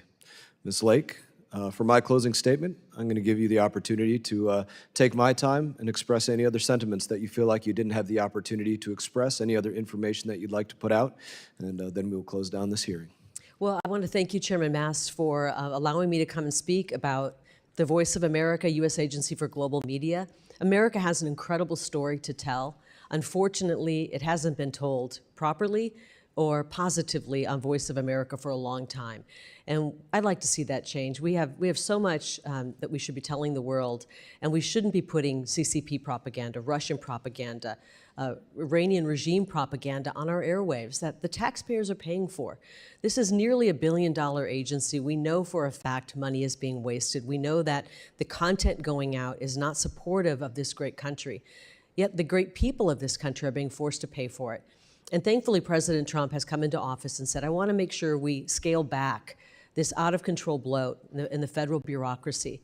And I don't take pleasure in people losing their jobs, but I will tell you, in the media landscape, the trends have been newsrooms are getting smaller. We don't need as many people. Where it used to take a team of 6 or 7 to get a story out in a live shot, one person can do that now. I mean, I mentioned Joe Rogan. He reaches hundreds of millions of people with each of his podcasts, and he doesn't have a staff of 1,100 or 1,200 people doing that. Unfortunately, in the government, they don't like the word modernize, and they haven't modernized in this agency. 15,000 people in media have lost their jobs in 2024. 15,000 broadcast media employees lost their jobs due to downsizing. We can't continue to operate at the level that we're continuing at. And President Trump has asked us to bring this agency down to its statutory minimum, and he's calling for eliminating the agency starting in the fiscal year 2026, which begins in October. And I'm going to work to effectuate that. You know, I could be selfish and say, I don't want to end an agency because I'm working in it. I'm happy to do what the president has asked us to do. We need to start scaling back some of the waste. And I do think it's wasteful to spend money at an agency that's supposed to be telling America's story that is not telling America's story. I'm going to do everything in my power to make sure that we stop running CCP propaganda, that we start putting the true story of America forward as much as I can in the coming months. So thank you so much for giving us an opportunity. And I wanted to be respectful to everybody. Unfortunately, I didn't think that some of the questions really came forth to prod and find out what's happening and how we can make it better. But hopefully I was able to provide some answers. We appreciate your testimony today. And I would simply add to that, we can accomplish today with any one given phone what it used to take a team of people to do, a camera person with a tripod and a 20-pound camera and a reporter and somebody holding a microphone and a news truck to broadcast that. Any one of us and any individual across the globe can now conduct that with something that most of us carry in our pocket. That's the difference in the world today as to just a decade ago. That's right. In that, I would say this, pursuant to committee rules, all members may have 5 legislative days to submit statements, questions, and extraneous materials for the record, subject to length limitations. Without objection, this committee stands adjourned. Lost their way and allowed themselves to become a source of espionage. However, it's clear that USAGM cannot continue to operate as it has in recent times. Drastic measures have to be taken to ensure that every taxpayer dollar works for where those dollars come from, the American people, not Xi Jinping, not Vladimir Putin, not the Ayatollah. I want to thank our witness, Kari Lake, for appearing in front of this committee today. I'm looking forward to hearing your testimony. I'm looking forward to a productive and probably a rowdy discussion about the Trump administration's vision for the future of U.S. broadcasting. And in that, I'm going to recognize my colleague, Ranking Member Meeks, for any opening statement that you may have. Thank you, Mr. Chairman. And Ms. Lake, I thank you for joining us today. First, I'd like to address President Trump's recent strike on Iran's nuclear facilities, an action taken without consulting the committee or securing congressional authorization. And it's troubling that Secretary Rubio is not sitting here today and that Republican members are avoiding oversight on such grave matters of war and peace that fall squarely on this committee's jurisdiction. Instead, as this hearing's title shows, we're returning to House Republicans' fixation on far-fetched conspiracies, this time to tear down the U.S. Agency for Global Media and the important work it supports. This tracks with President Trump's broad record of denigrating federal agencies and appointing leaders that, far from shepherding their agencies to success, are stewards of their sabotage. And I believe, Ms. Lake, you fall into this category. The story of the United States Agency for Global Media began with the Voice of America countering Nazi propaganda. That mission endured through the Cold War and continues today. USAGM is mandated to reach heavily censored countries with trusted information because Congress recognized that factual reporting contributes to international peace and stability and is in the interest of the United States of America. The irony that USAGM is now being undone under a banner of disinformation is not lost on me. Worse, some Republicans want it to be transformed into every propaganda machine we oppose abroad. The Trump administration's short-sighted dismantling of USAGM echoes its attacks on the U.S. Agency for International Development, spinning false narratives about corruption and waste to dismantle effective institutions Congress established with bipartisan support. Ms. Lake, if it was your goal at USAGM to use falsehood to advance an agenda, I believe then you're qualified for this job. Your opening statement, as I read, is full of false narratives, aided by Republicans on this committee who still refuse to release their own investigation transcripts. So, Mr. Chairman, if your findings are solid, release those transcripts now. The taxpayers who funded this work deserve transparency, not cherry-picked quotes that suit your sham narrative. And again, I ask that the transcripts, all of them, be made publicly so that the public can read and see everything, not cherry-picked sentences. Before it too was fed into the wood chipper, USAGM and its broadcasters were reaching a record 427 million people weekly, delivering objective news to China, Iran, Russia, and other repressive states. Last year, VOA's Persian service recorded 223 million visits to its website, doubling over 4 years. It had 9.8 million social media followers and 1.8 billion Instagram views. Then, Ms. Lake, you put VOA Persian on leave in March, scrambled to restore it in June when war erupted, and inexplicably, a week later, announced mass firings. So the question is, which is it? Is USAGM and the work it supports unsalvageable waste, as you have said, or is it a critical tool for diplomacy and facts? What you're doing isn't efficiency, it's chaos. The dysfunction lies in the administration's allergy to truth and democracy, the two pillars that USAGM aims to promote abroad. So I'm not surprised by the choice to gut USAGM, Since the first Trump administration targeted the enterprise, violating laws and journalistic integrity to shape it into a state media, like Russia's or North Korea's. Today, those regimes are actually cheering as we surrender another potent set of soft power tools and abandon the airwaves. The Trump administration, again, chose extremism over facts, tearing down rather than building up our information advantage. Will Congress defend USAGM and free media, or rubber stamp this capitulation to China, Russia, and Iran? Our adversaries are already filling the void. But it's not too late to savage USAGM. Not from itself, as Ms. Lake says, but from this administration's short-sighted hatchet job. With that, I yield back the balance of my time. I thank the ranking member for his comments. I'd say be careful what you wish for. Ms. Lake has provided binders and binders of information that have been included in her opening statement, so they are in the official record, and I'm sure everybody will looking forward to reading that documentation. Other members of the committee are reminded that opening statements may be submitted for the record. We are pleased to have the Senior Advisor for the U.S. Agency of Global Media, Ms. Kari Lake, before us today.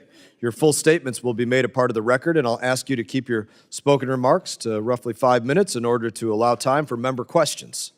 I now recognize you, Ms. Lake, for any opening statement that you may have. Good morning, and thank you, Chairman Mast and Ranking Member Meeks and members of this House Foreign Affairs Committee. Thanks for having me. My name is Kari Lake. I'm the Trump Administration Senior Advisor to the U.S. Agency for Global Media. Before I get started, Mr. Chairman, I'd like to let you know this opening statement I'll be delivering is a shortened version of a longer version that I have submitted to you earlier and would love to be put into the congressional record. Last December, President-elect Donald Trump called me and asked if I would help reform U.S. Agency for Global Media and the Voice of America, and I said yes. I was honored and eager to help these institutions tell America's story to the world. But within days in my role as senior advisor, it became increasingly clear that reform was nearly impossible. The agency was incompetent and mismanaged and deeply corrupt, politically biased, and frankly, a serious threat to our national security. USAGM oversees VOA, Office of Cuba Broadcasting, and grantees like Radio Free Asia, Radio Free Europe, Middle East Broadcasting Network, Open Technology Fund, and Frontline Media Fund, all of which are 100% funded by the hardworking American people. Over the past 15 to 20 years, the agency has become a significant national security risk. They hire a shockingly high number of foreign nationals, and they conduct subpar security vetting, so bad that top intelligence agencies revoked this agency's ability to do even the most basic background checks. So many of USAGM's hires come from countries hostile to the United States. Over the decade from 2010 to 2020, Office of Personnel Management and the Office of the Director of National Intelligence repeatedly flagged severe security failures, but USAGM leadership ignored them. They continued to grant journalists and technicians, many from foreign nations, high-level security access based on falsified documents and incomplete background checks, phony names, phony social security numbers. Even after corrective actions were taken in the final months of the Trump administration, these safeguards were reversed by the incoming Biden administration. The scale of the problem is staggering. During the first Trump administration, the political appointees led by CEO Michael Pack got to work fixing it. And they discovered that out of 150 people who were hired during that time period when they weren't doing appropriate vetting, 500 of them were still out there and they could not find them. They went back and re-vetted everybody, but 500 had gone missing. They could not be located for further screening.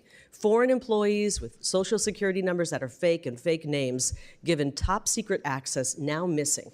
That keeps me up at night. My team is working to track them down. Our new security director is working to try to turn this agency around and make it where it's safer. It's a vast problem that we've uncovered. We've also uncovered that the grantees like Radio Free Europe hired people later identified as foreign spies. At one point, they nearly hired more than 20 spies from a nation hostile to America. Those hires were stopped thanks to a timely tip, and I'm happy to give you more information on that in a secure setting. Voice of America has employed individuals with direct ties to hostile nations. They even once paid paid for somebody who worked previously in Russian media writing anti-American stories to come on the staff and continue to write anti-American stories. At one point, a serious security threat to America, an office of Cuba Broadcasting Cuba was declared to be a national security threat. He was fired, thankfully, but he worked there for quite some time. So how do they get so many foreign nationals in? Well, they abuse the J-1 visa program, which is a pathway to citizenship intended for exchange students and cultural exchanges, students, camp counselors, and au pairs. It's not intended for journalists, and it's created severe vulnerabilities, and frankly, it has displaced many, many American workers who could have filled these jobs. VOA also sidestepped their charter to be reliable, authoritative news, instead being riddled with political bias and outright anti-American sentiment. Examples, you mentioned it, Chairman, refusing to call Hamas terrorists, glamorizing Che Guevara, airing campaign-style videos favoring President Biden, even broadcasting a graphic depicting President Trump with a swastika over his face on their news. I wouldn't want that, by the way, even if it was President Biden. That's totally inappropriate. And a ridiculous editorial firewall prevents agency leadership like myself from correcting any of the bias or having any say in the editorial content that goes on the air. We've also got financial mismanagement, which I hope we'll go into. $75,000 spent for a COVID study on how Mac computers can be used for social distancing. $100,000 in American taxpayer money to actually sponsor an Afghan cricket team. $400,000 for quid pro quo payments to African VOA affiliates, and they actually wrote quid pro quo next to the budget item. $825,000 for a New York music show and $6 million contract for consulting advice that was never even implemented. I told these stories to people, and many times they say, wow, this place sounds like a crime scene. And I frankly have just learned that it is indeed a crime scene. We've learned that there is an active investigation going on at VOA for a series of threatening phone calls that have been coming out going after one of your colleagues, a sitting member of Congress, with years' worth of threatening phone calls. And they've discovered that those phone calls were coming from inside the Voice of America. This place is rotten. It's rotten to the core. President Trump has asked me to go in and help clean it up. And he's also issued an executive order to reduce this agency down to its mandate, to what is mandated, statutorily required. That's exactly what I'm doing. I don't care if they attack me. We're going to make it right for the American taxpayers. And with that, I'm happy to answer any of your questions. Thank you, Ms. Lake, for your opening statements. We're now going to move to member questions. We ask that members keep their questions to 5 minutes. I'm going to begin by working down the line. I'll start by recognizing the Chairman Emeritus, Representative McCall. Thank you, Mr. Chairman. Ms. Lake, thanks for being here today. I want to thank you for visiting with me in my office to talk about these challenges that you've outlined. I think the chairman has outlined them quite well. I want to commend you for reforming USAGM. I think every new administration has a right and responsibility to do so. Your testimony has highlighted systemic problems that must be addressed. More importantly, security lapses, misuse of visas, weak editorial oversight, and much more. I look forward to authorizing this agency with the chairman and his authorization bill to correct these abuses. I remember President Reagan used Voice of America when I was entering college as a frontline voices against Soviet oppression. It was a voice of America, not the voice of anti-America. Recently, I used the Voice of America and Open Technology Fund to translate my report on the origins of COVID-19. We disseminated it through mainland China, broke through the firewall. It went viral, got the attention of the CCP foreign minister, who spoke out against me and the report. That's the kind of impact this agency needs to reach. With the events in Iran, we need America's voice in Iran right now. We need to ensure the Iranian people hear the truth, that we do not intend to harm them, but rather their oppressor, and this theocratic regime of the Ayatollah. We need communications inside and outside of Iran. This week, General Vogel, the CENTCOM commander, said the voice of America is a critical tool for American security. You've outlined why there are many insecurities. I hope we can go back to that core mission